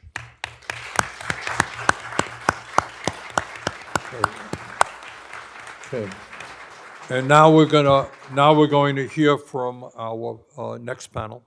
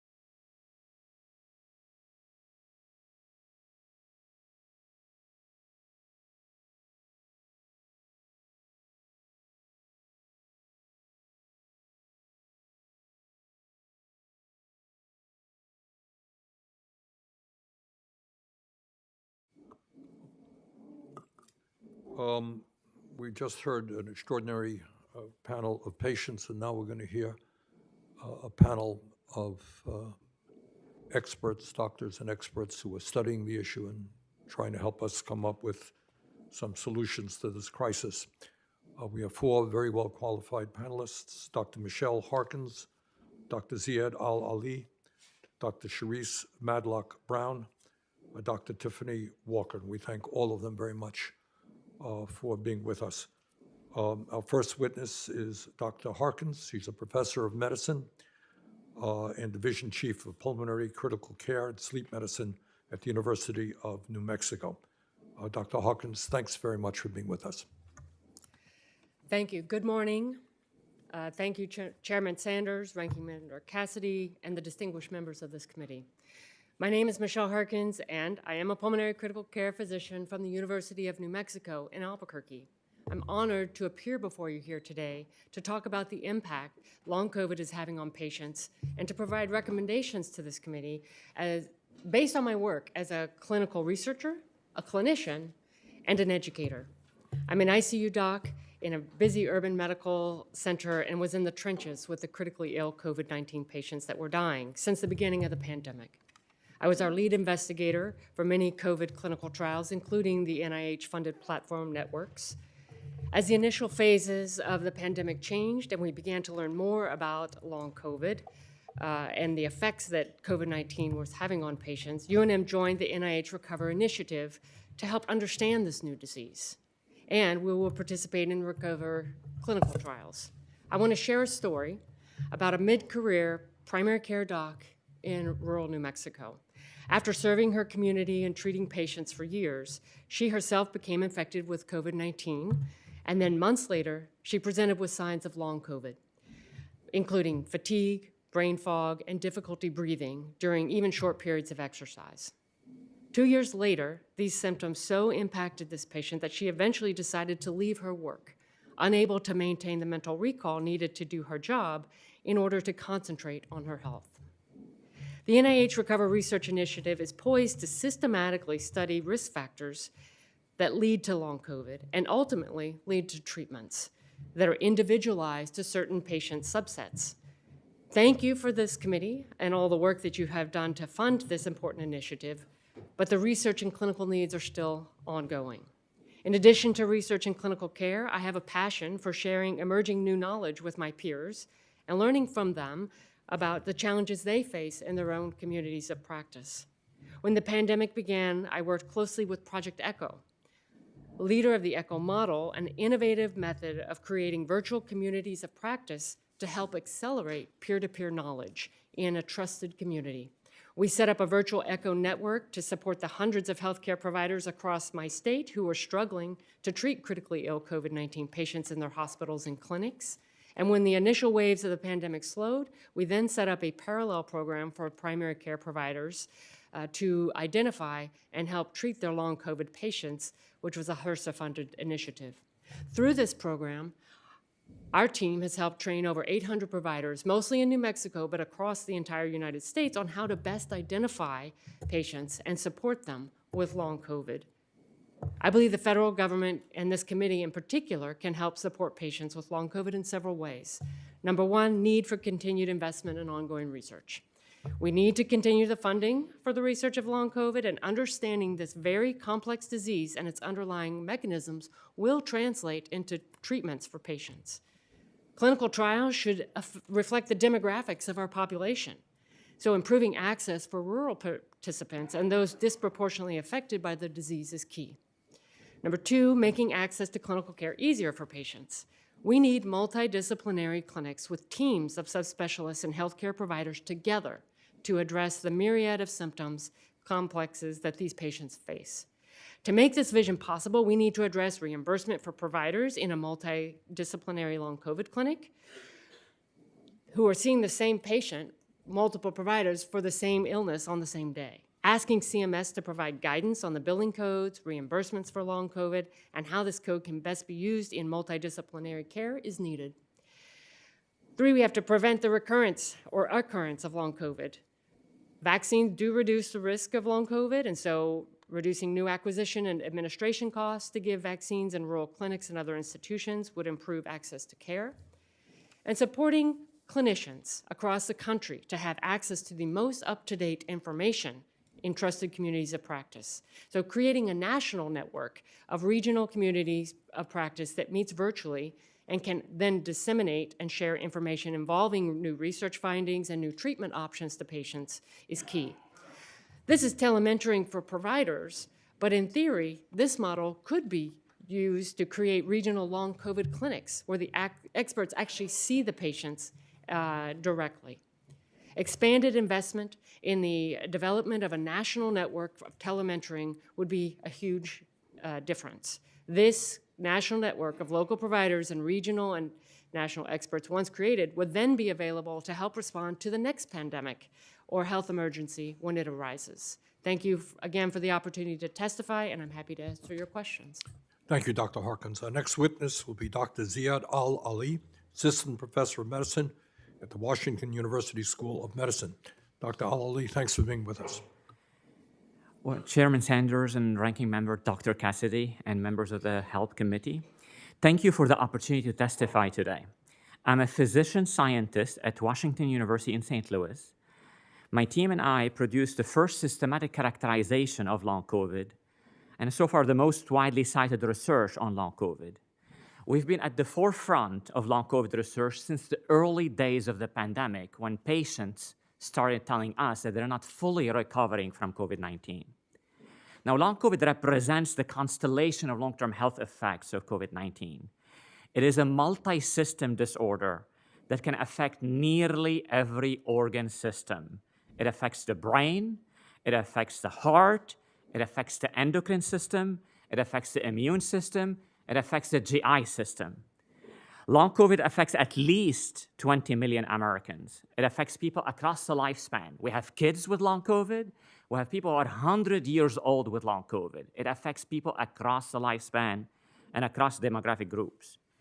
The burden of long COVID, the burden of disease and disability from long COVID, when you measure it, is on par with the burden of cancer and heart disease. And even if people emerge unscathed after having the first infection, they can still get long COVID after reinfection. And I don't think enough people really know this fact or know about this. Recovery rates of long COVID are also low. Between low rates of recovery from long COVID and the cases that are due to reinfection, we are supposed to see continued rise in the burden of long COVID until we find better ways to prevent it and treat it. Now, you should be asking me now, how do we prevent long COVID? Well, the best way to prevent long COVID is to prevent COVID in the first place. There is actually no long COVID without COVID. You know, if you go back to 2019, you go back to 2018, none of us have heard of long COVID. Have you? You haven't. It didn't exist. There is no long COVID without COVID.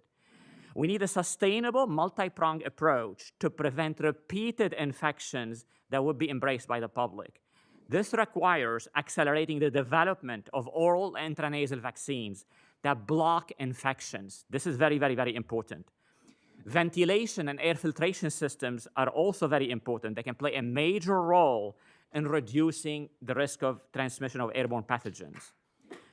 We also need variant-proof vaccines. What the virus is doing is really continuing to mutate on us. You know, every few months, you're gonna see a new variant. We need a variant-proof vaccine that lasts for a long time, that is durable, that offers durable immunity. People are sick and tired of having to have boosters every few months. We need vaccines that last for 5 years or so they can get it done and get it over with for 5 years. We must also understand vaccine side effects. This must be acknowledged and understood very, very deeply. This is very, very important.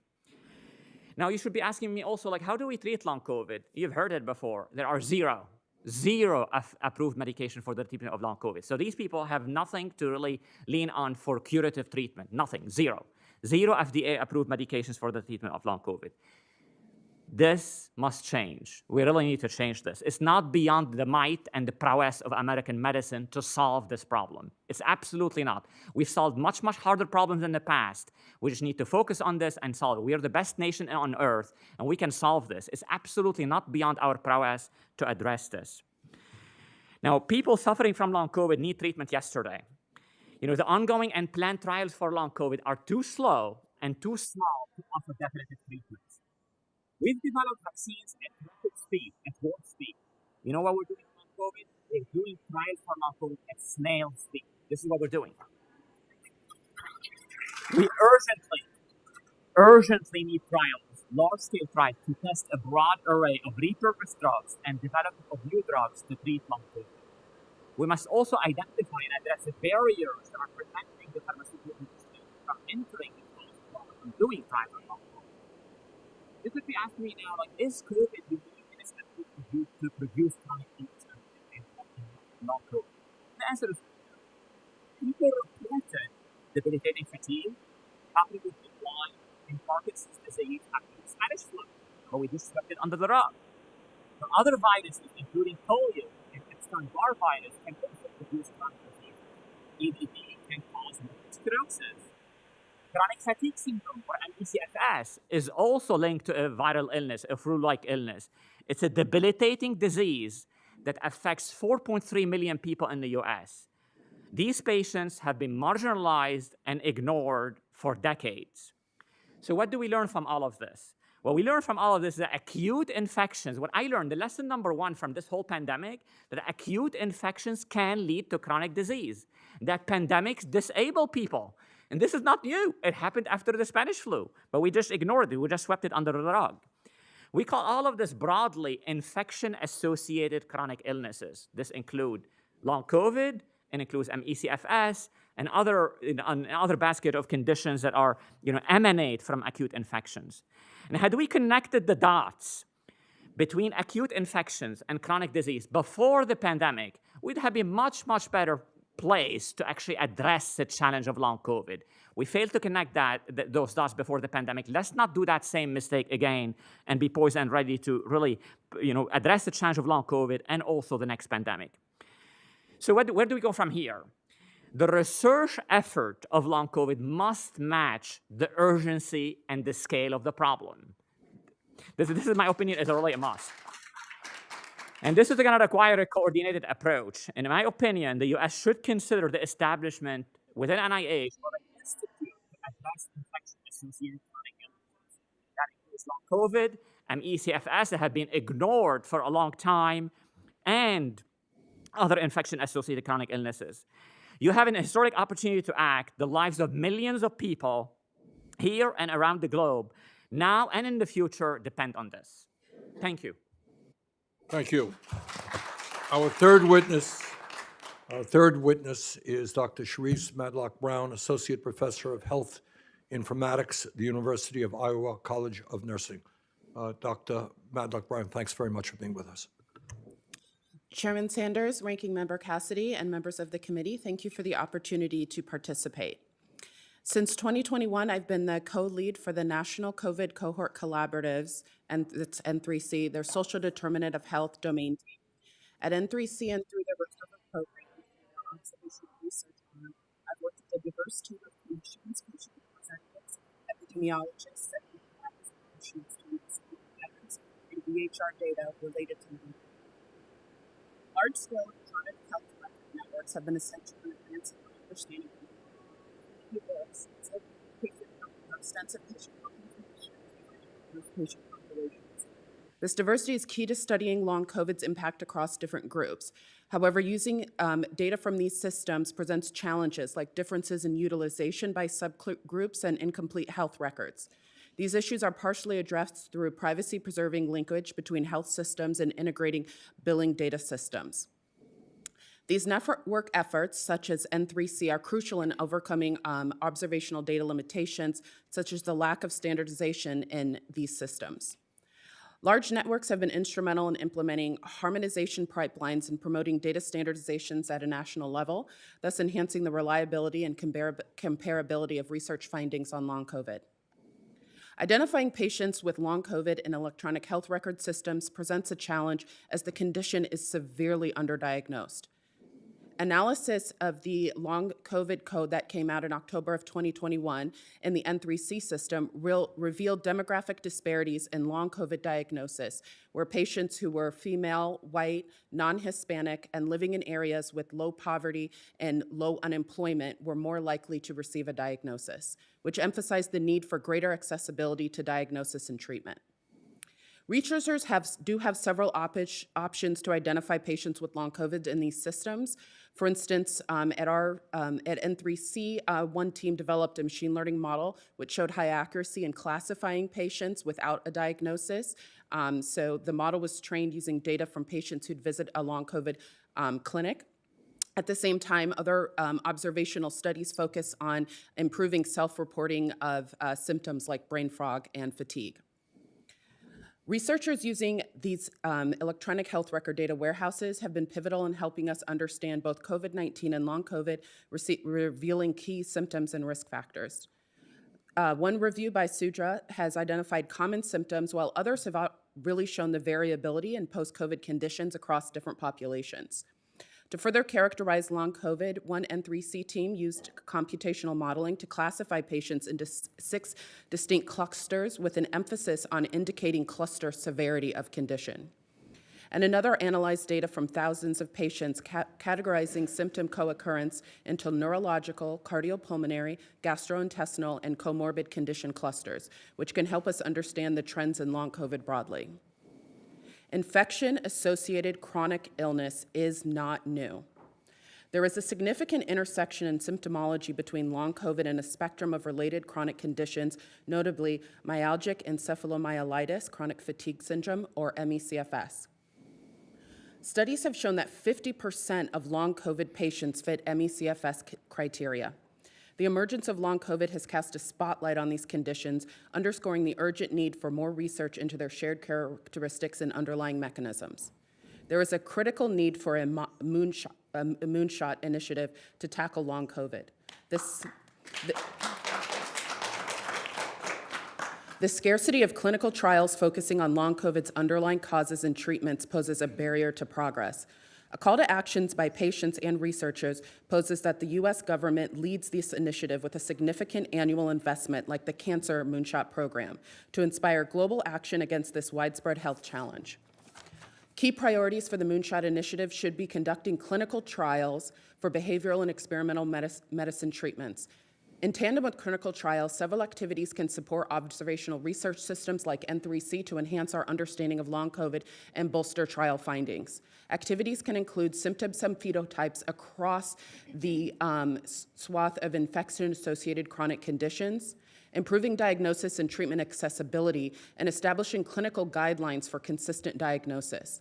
Additionally, the Moonshot should emphasize coordinated clinical programs for underserved communities, structuring clinical data for better research, including incorporating social determinant of health data to better understand biases in health and disparities in outcomes, and linking these systems with clinical trials and data sets like claims and mortality for more comprehensive representation of patient health. These efforts aim to advance the understanding and treatment of long COVID, ultimately leading to better patient outcomes. Dr. Madlock, I want to thank you very much. Our next witness will be Dr. Tiffany Walker, Assistant Professor, Emory University School of Medicine. Dr. Walker, thanks very much for being here. Thank you so much. Chairman Sanders, Ranking Member Cassidy, and distinguished members of the committee, my name is Tiffany Walker, and I'm Assistant Professor of Internal Medicine at Emory, Staff Physician at Grady Memorial Hospital, a large urban safety net hospital. I'm Site PI for Recover Meta Cohort and PI of multiple clinical trials in long COVID, as well as the PI for the AHRQ Atlanta Long COVID Collaborative Center of Excellence. The views that I express today are my own and do not reflect the views of my employer. I'm honored to provide this testimony today, and I aim to convey how imperative it is that we continue to invest and support research defining the biological drivers of long COVID and the urgency to identify effective treatments. We have seen that anywhere from 15 to 38% of COVID survivors develop long COVID. To provide a stark comparison, this is commensurate to the rate of diabetes in our population.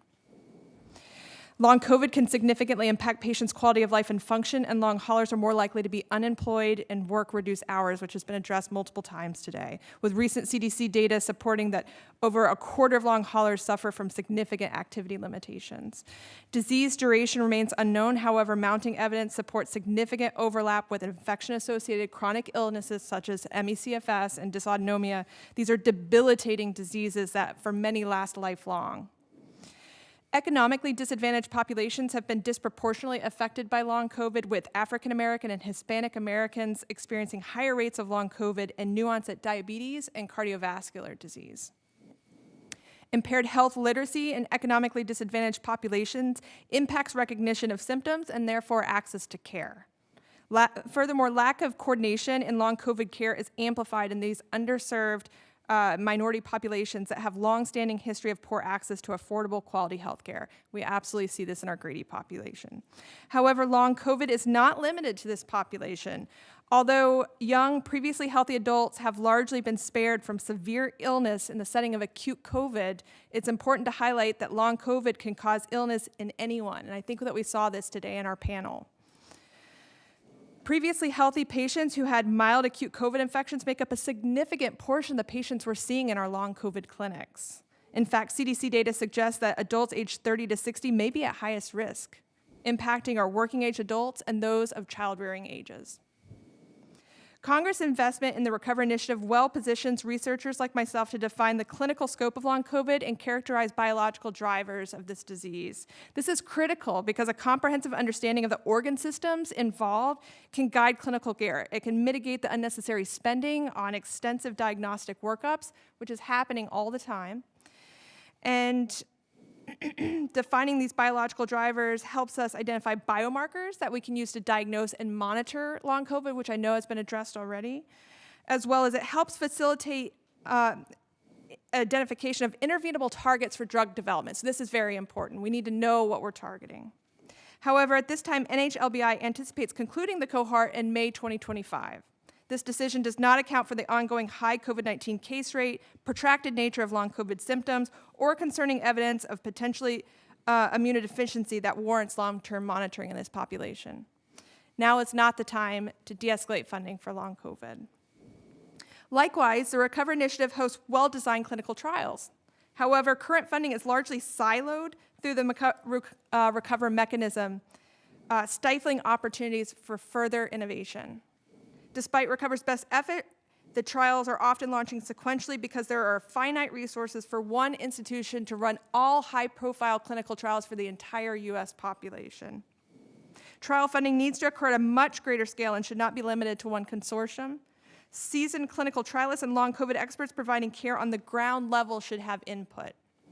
I propose leveraging real-world data to capture patterns of off-label drug use to identify promising candidates that can be rapidly deployed in adaptive platform clinical trials. This winner-take-all trial design expedites drug development by using real-time data to reallocate patients to drugs showing efficacy and retire drugs showing futility.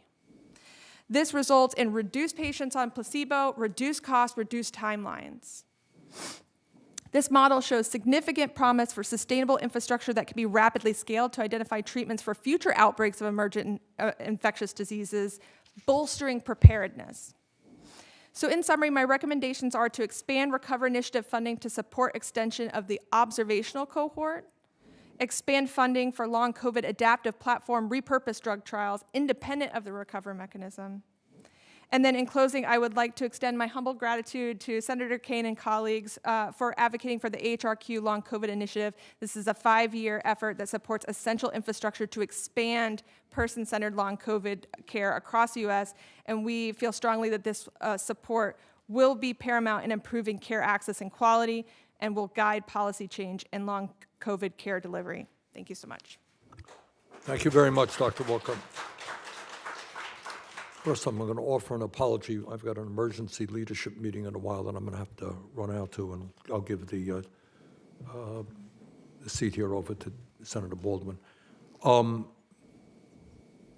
Let me start off with this. It goes without saying, I think, that many of us understand that at a time when we, A, have a major disease, which has been under-discussed, underappreciated, that while we have put some federal funding and some good work has been done, much more needs to be done. So to my point, that's a given, all right?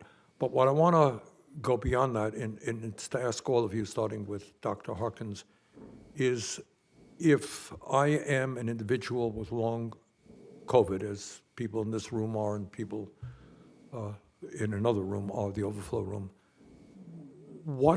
give us some optimism here. Where do you think we can be going? What are we seeing? Any breakthroughs in terms of understanding the disease and in providing, in the reasonably short term, some treatments for people who are hurting very badly right now? Dr. Harkins? Thank you. Well, I know we all want answers yesterday because patients are suffering. I think looking globally and with the studies that are going on currently in the U.S., we are finding answers. We are finding trends. We are clustering patients into different subgroups.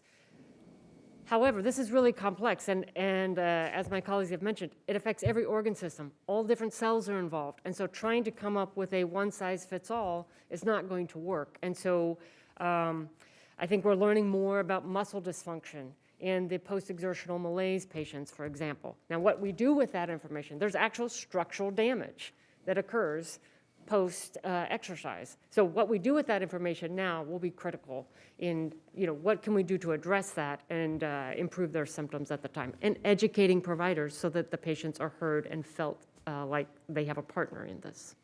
Thanks. Dr. Al-Ali? We've made a lot of progress in understanding the biology of long COVID. We understand what happens in the brain, for example, in a lot of patients with long COVID, low cortisol level, low serotonin level, fusion of the neurons that actually disrupt cognition, and neuroinflammation or inflammation in the brain, and some structural abnormalities in the brain have been documented in people following SARS-CoV-2 infection. So I would understand, that's really only to talk about the brain. There's a lot of literature also on the heart and other aspects. We made a lot of improvement or progress in understanding the biology of long COVID. And also we do understand quite a bit the epidemiology of long COVID. We understand that, vaccines work, reduce the risk of long COVID. We understand that to some extent antivirals also reduce the risk of long COVID. We also understand that reinfection raises the risk of long COVID. So all of that understanding should feed into some optimism that we've made some progress. I think the major we note lack of progress in clinical trials. As I indicated, they're too slow and too small to yield definitive answers. And really, for the person who is hurting from long COVID, they need that treatment yesterday. And we've, while we've made progress in understanding the biology and epidemiology of long COVID, we definitely need trials and at scale that match the urgency of the problem. Maddox Brown? Yes, I'd like to just reiterate what the other witnesses have said, that there's a lot that we understand about the biology. We do know that the clinical trials have been slow. There are some instances in which there have been issues with some of the treatments that are recommended for long COVID. In the early days, exercise was often recommended even for patients that without testing for post-exertional malaise.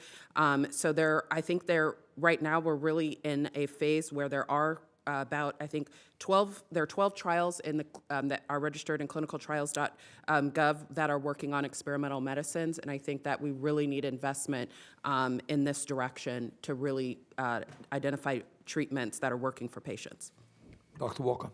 Yeah, to reiterate what many of the last panel mentioned, we've seen a lot of these patients that have really not been validated by their primary care providers or subspecialists. And that's because in our illness script as physicians, when we see a normal physical exam, we see a normal diagnostic workup, we're left with, oh, it seems like everything's okay. And clearly it's not. And so just to reiterate, understanding the pathobiological mechanisms not only helps us target medications, helps us understand the disease better, also provides credence to this disease. We can now point to something. This is a real disease. It cannot be refuted. There is scientific evidence of this. And so I think that's something that's really exciting that gives us hope. But again, it gives us targets that we can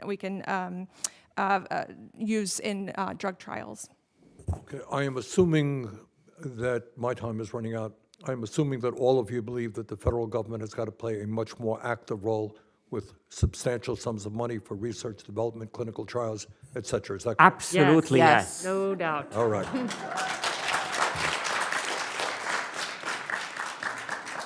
Senator Cassidy. I will defer to Senator Murkowski. Thank you, Mr. Chairman. Thank you, Ranking Member.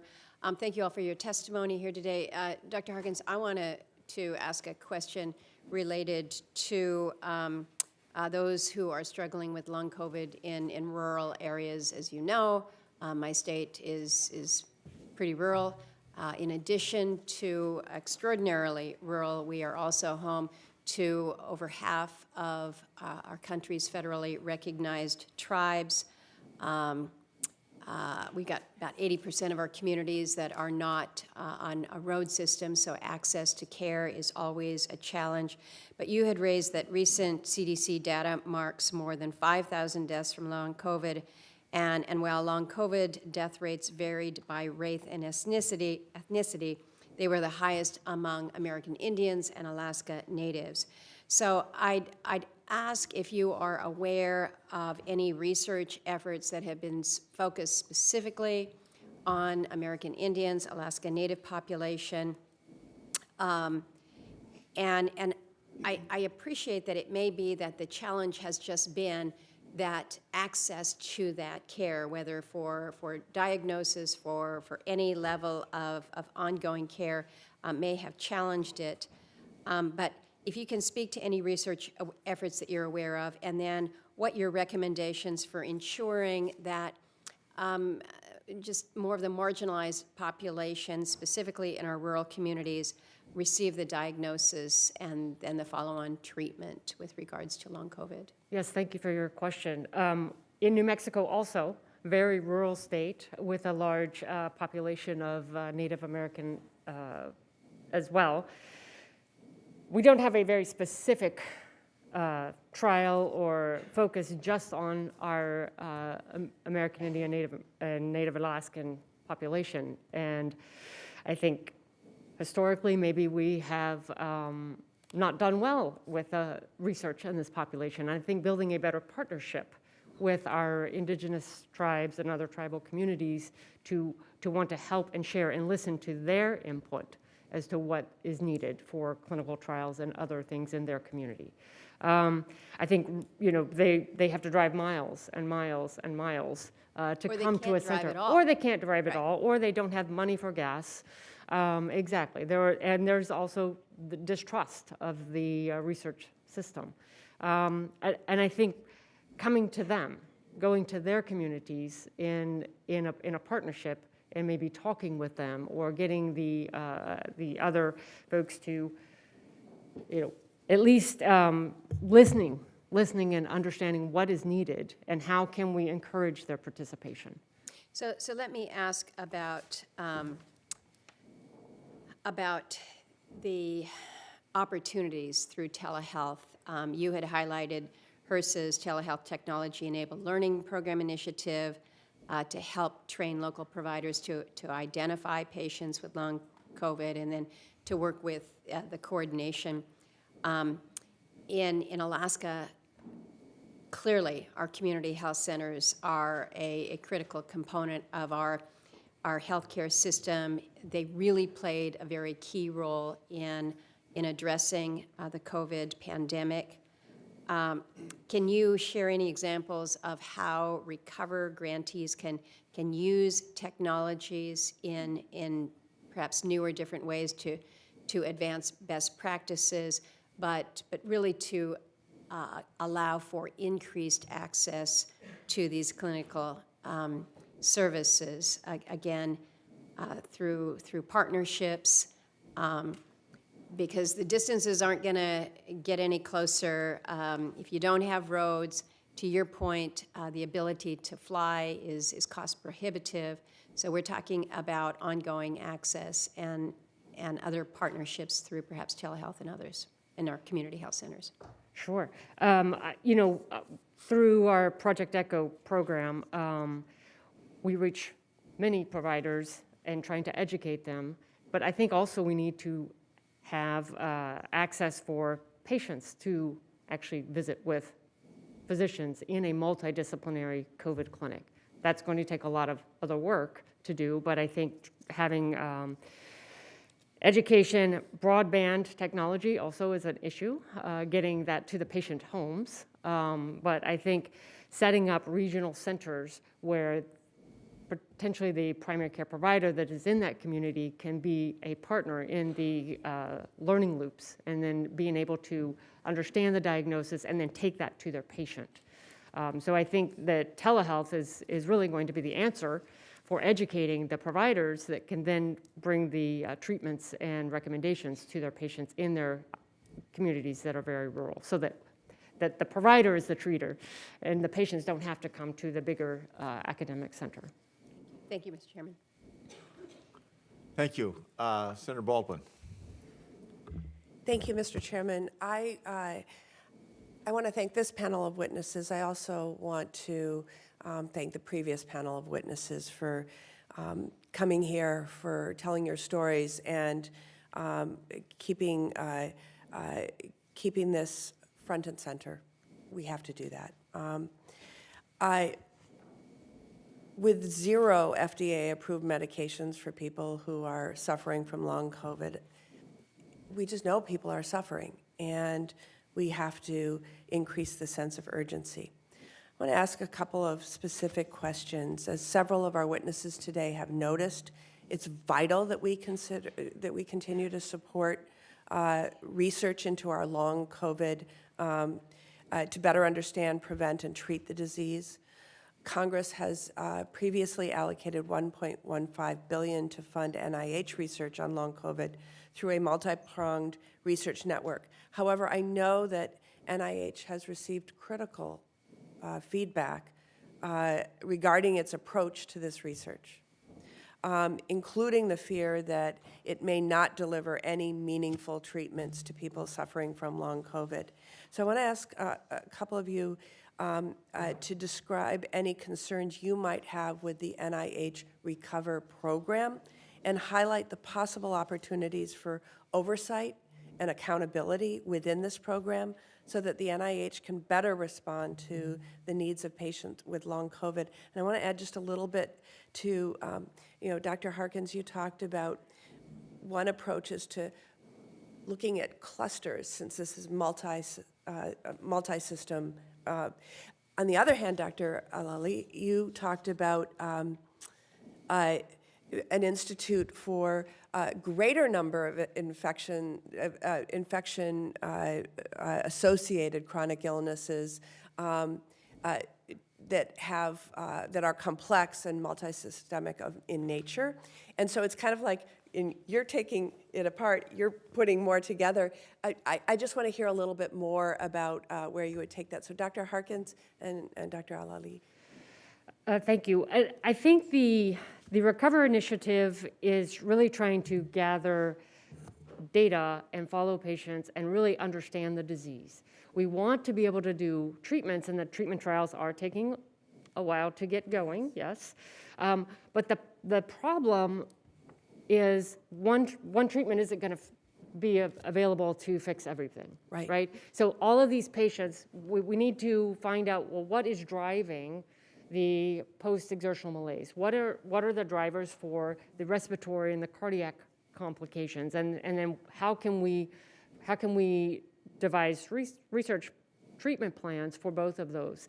Because doing one thing and then having everybody join in, you're not going to see a result, I think. You have to have it very clarified for your specific patient population to see a benefit, is my feeling. That's going to take time, unfortunately, and that's what everyone is frustrated with. Right.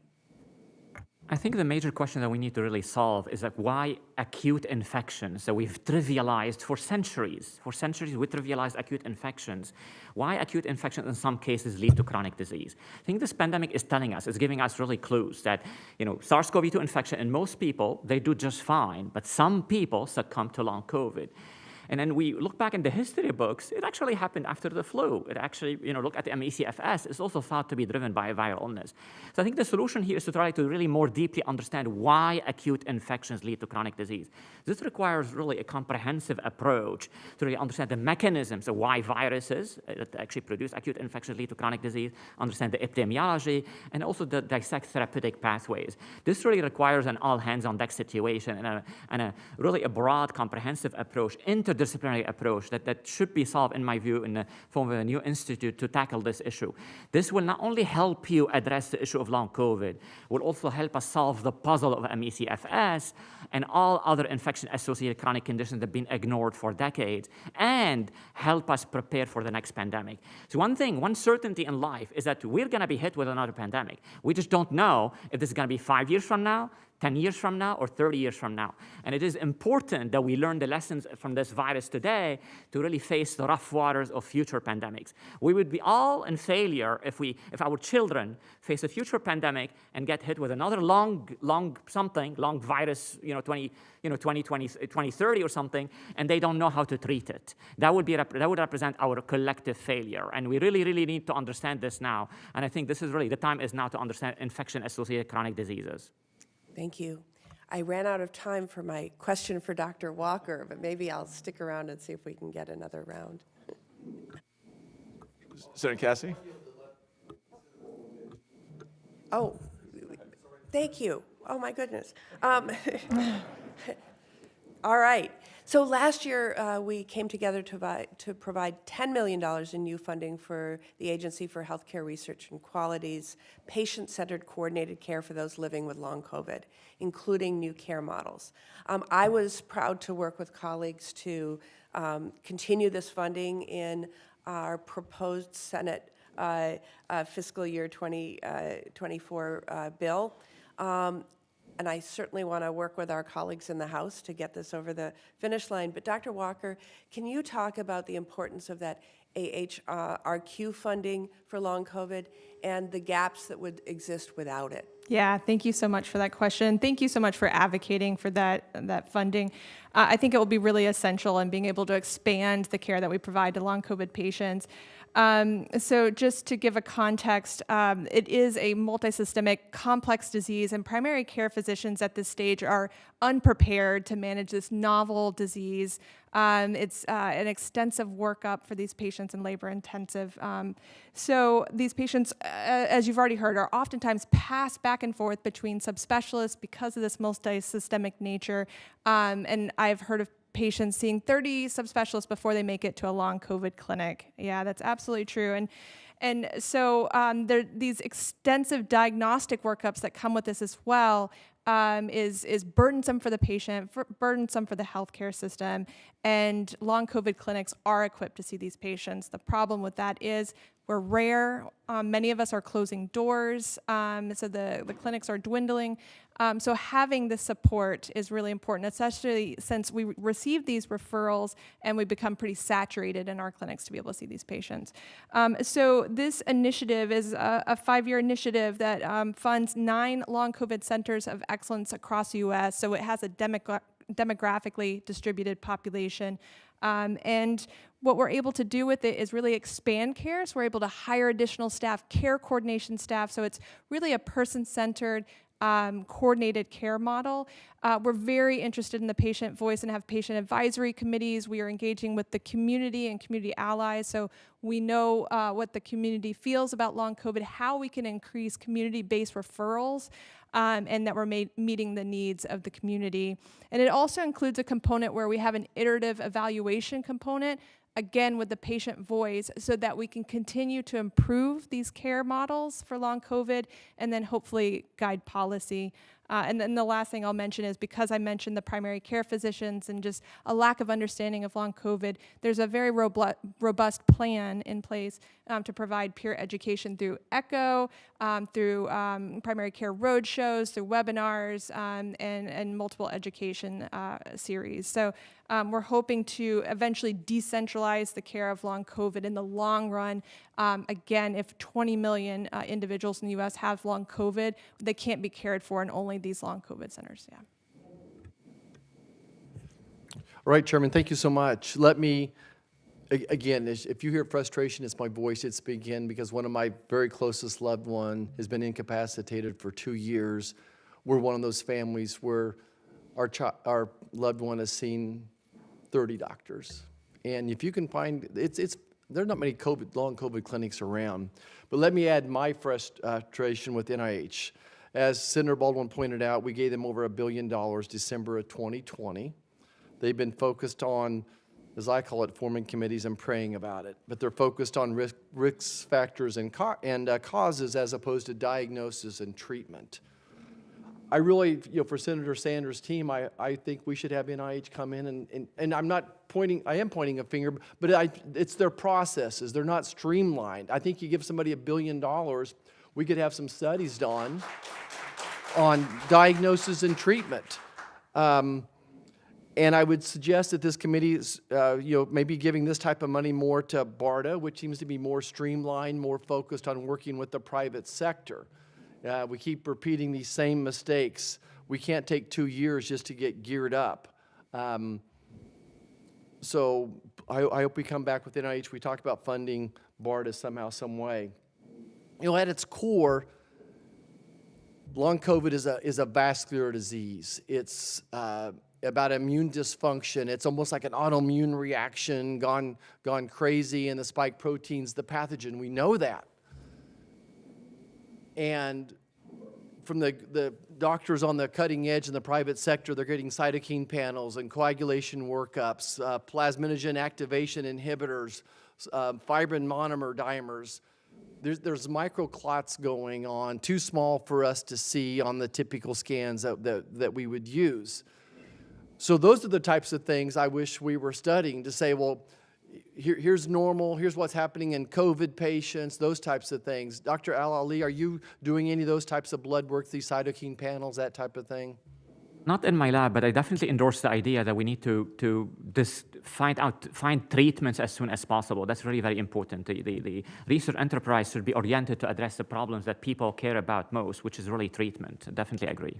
Right, but if it would be great if in the primary care setting, if there was a long COVID panel. That's what, like a hepatitis panel, we need a long COVID panel. And then our primary care doctors could identify this and say, yes, indeed.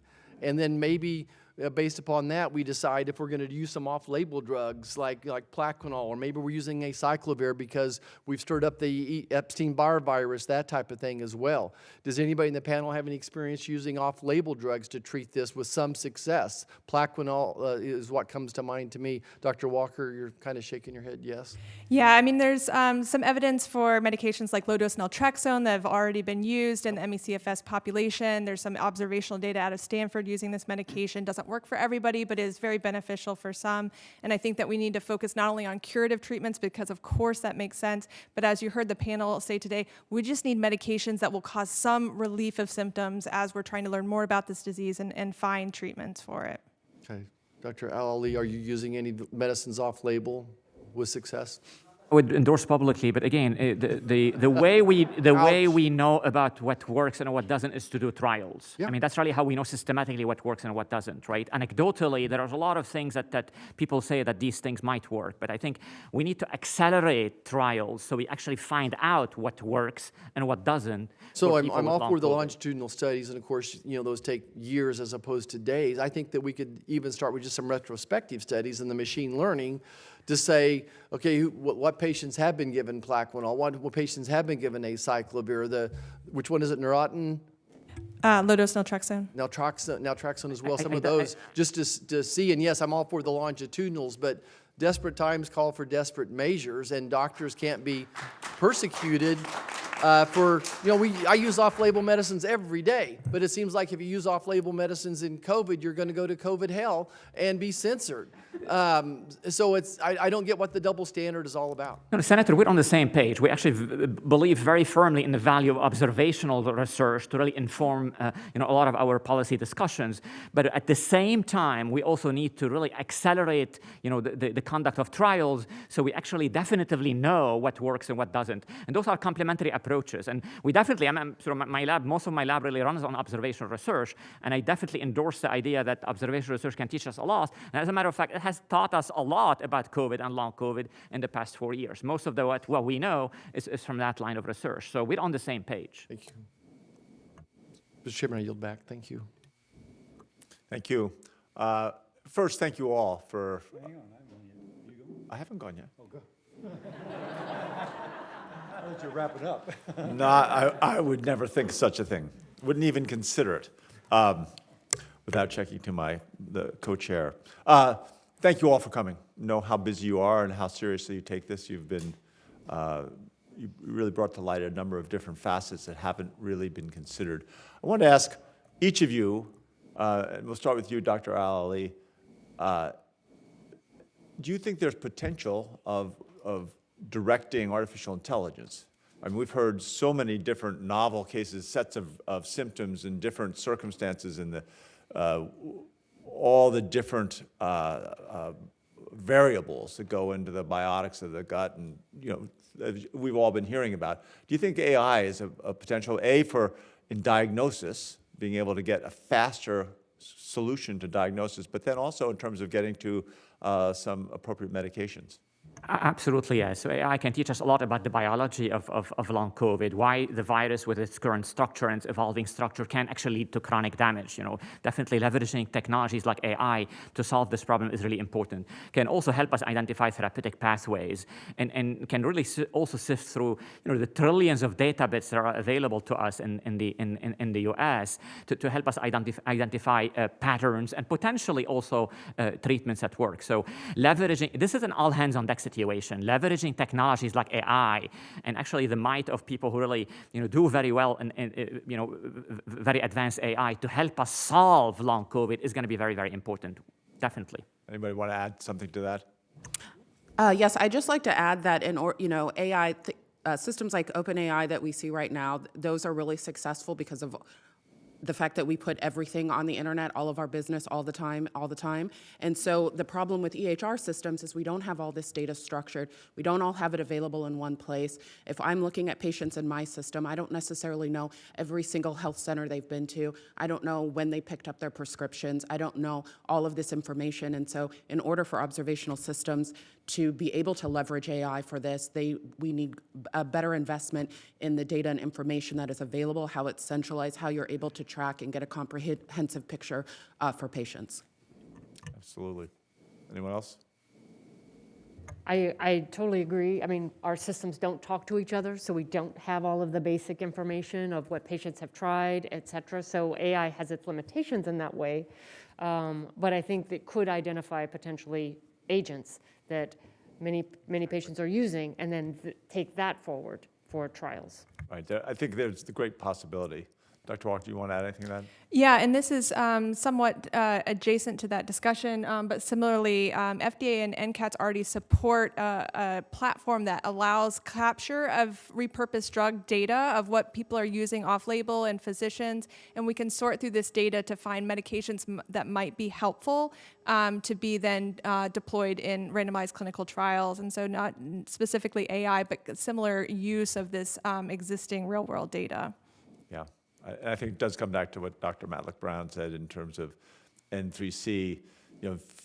We got to get all the data connected and be able to look at, without ever revealing a patient's name, but understanding how many different patients have had these different symptoms, have had these different conditions, have had microclots, whatever the circumstances are, and begin to analyze that more carefully.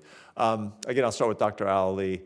Do you think we are going to get other pandemics? There's no question. For some reason, Congress doesn't seem willing to fund the basic preparation to be prepared for that next pandemic, which we're still working on. Well, I do believe we'll get there. But should we also be looking at considering changes in some of the guidelines we issued for transportation, how many air changes we have in an elevator or in an airplane, whether the new air comes in high or comes in low, buildings, how often the air changes. Is that, now that we're beginning to understand this type of pandemic and knowing we'll get another, shouldn't we be considering more carefully how we build things in the future? Yes, yes. So investment in air filtration and in ventilation, air filtration systems is going to be very, very important. Updating building codes to actually require them is going to be very important.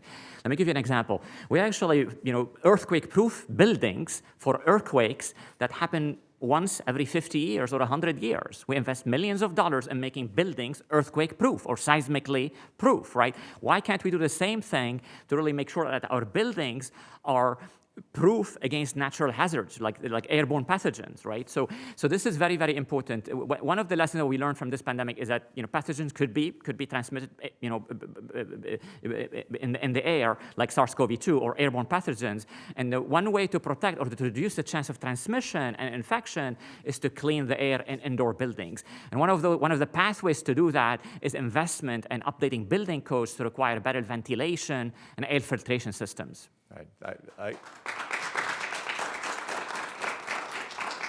I couldn't agree more, and think of all the auxiliary, the accessory health benefits we would get from those kinds of investments. And there are studies demonstrating that actually kids perform better in schools when they have better air filtration, air ventilation systems. Like they actually perform better in schools. That's really been done.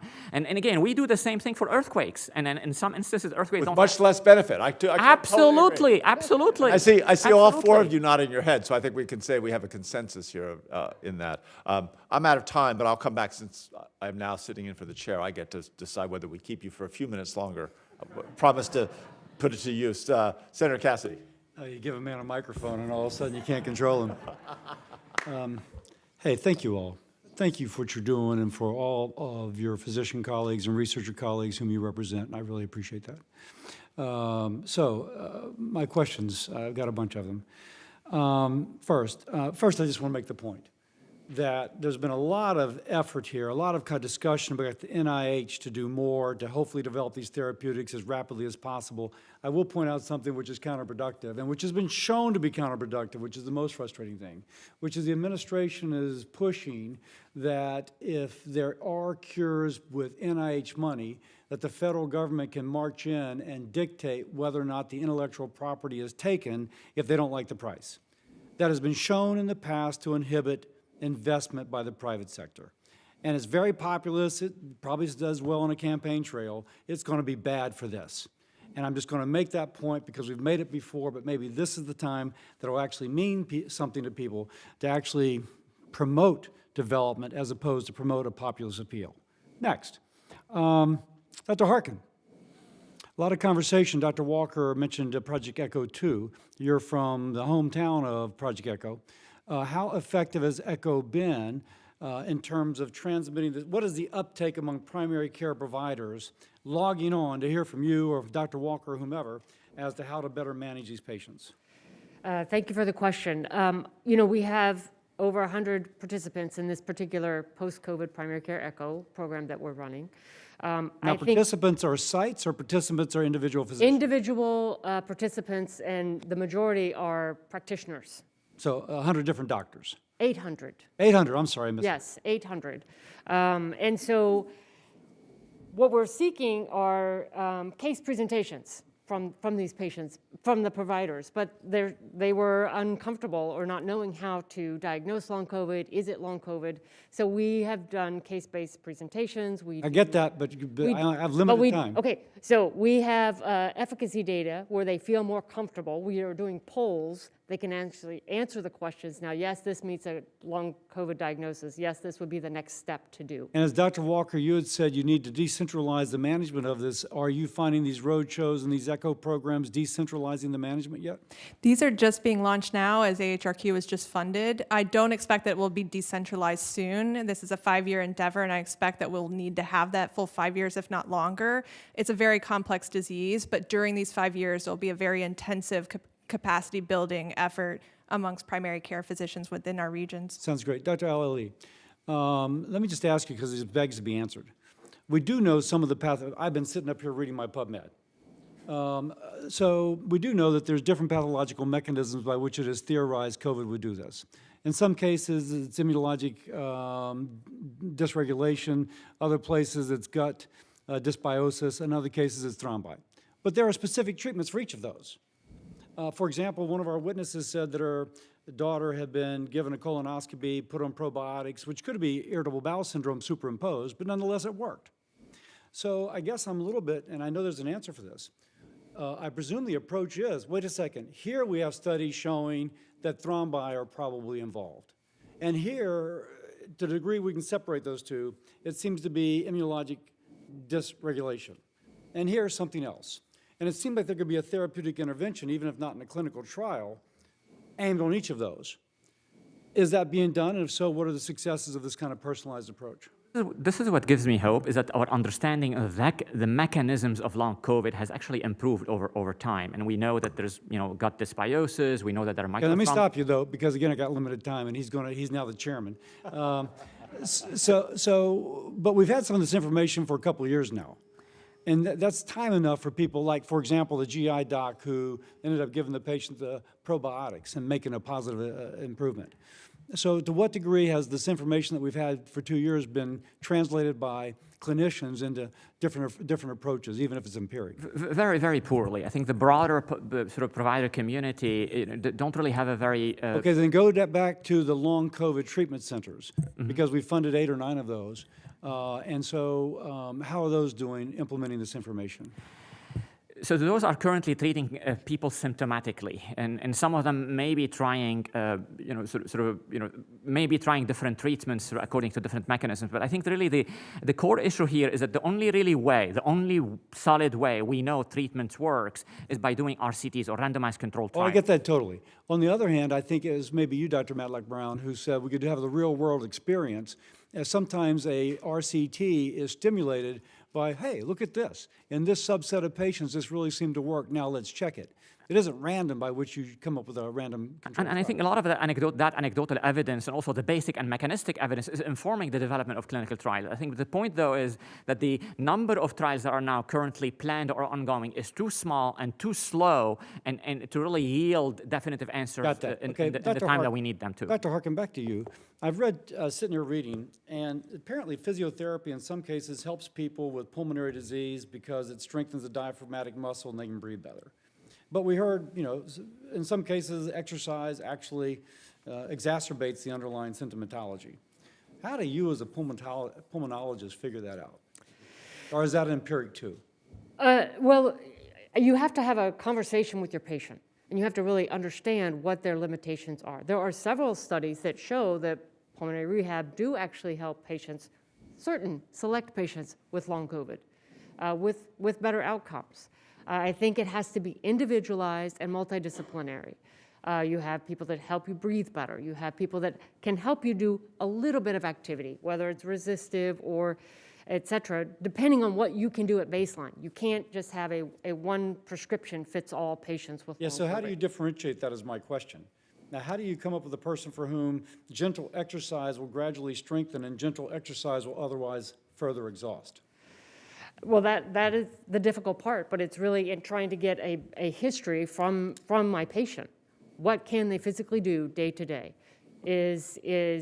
Are they getting better? Is this improving over time? Maybe they are a person that could do this pulmonary rehab, but someone that can't get out of bed because of severe post-exertional malaise because of something they did the day before, that's someone I'm not going to send to general pulmonary rehab. I'm way out of time. Let me just say one more thing. Ms. Beal, when she spoke of wishing to speak directly to her provider and having that kind of therapeutic relationship of being able to look someone in the eyes, not through a Zoom screen, and I've been there too. And I just thank you all for being those who provide that face-to-face. With that, I yield. Isn't it spectacular to have doctors in the United States Senate who actually know what they're doing and put in the time and the effort to make that observation? I just have one more question. When I was young and just learning, a friend talked me into helping him start a community health center in Connecticut back in 1972. So we just celebrated 50 years ago. And way back then, the vision of community health centers, and several of you touched on this, really was interconnectivity. And we come back to that again and again and again, the importance of interconnectivity. And now we've got to go well beyond networks of community health centers, but into larger, all-inclusive domains.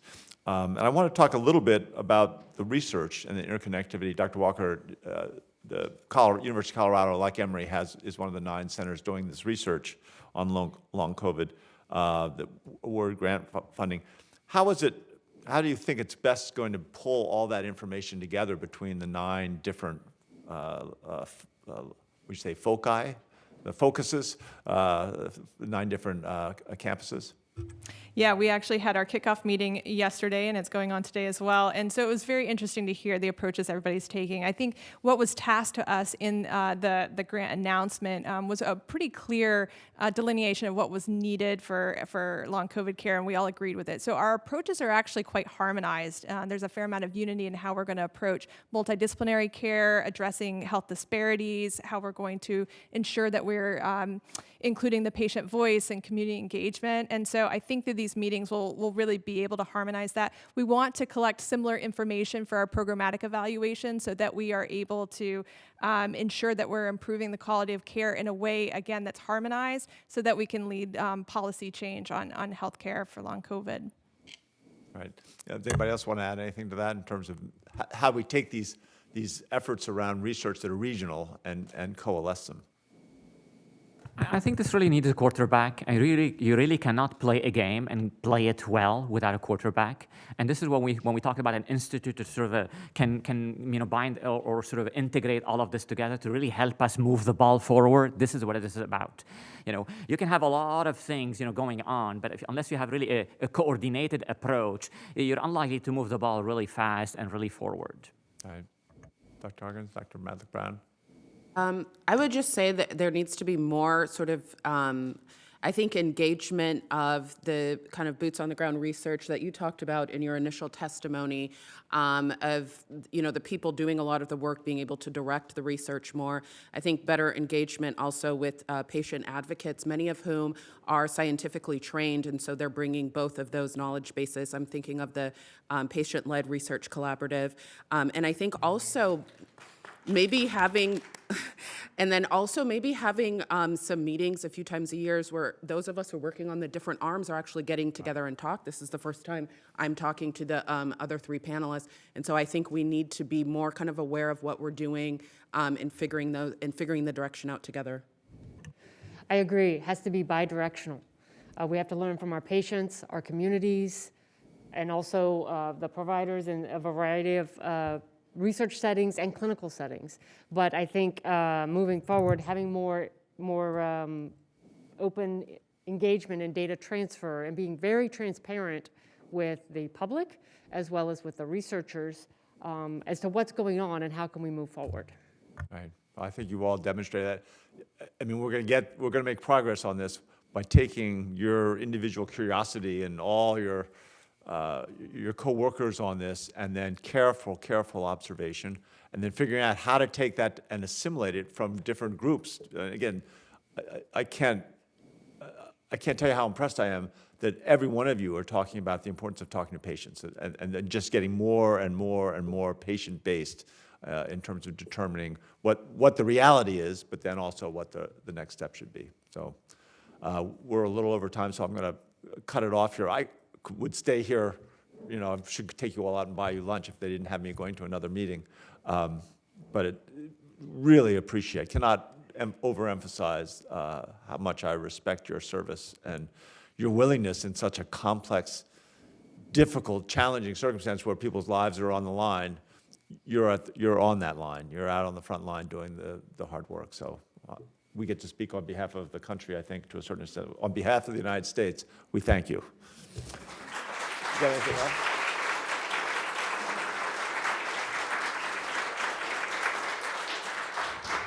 So that's the end of our hearing today. Again, can't emphasize how much we appreciate the participation of our witnesses. Thank you so much for your making the time and the effort.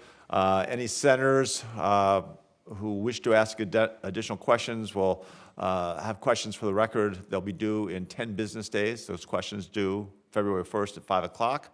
And finally, I'll ask unanimous consent to enter into the record 37 statements from stakeholder groups outlining their priorities for addressing long COVID.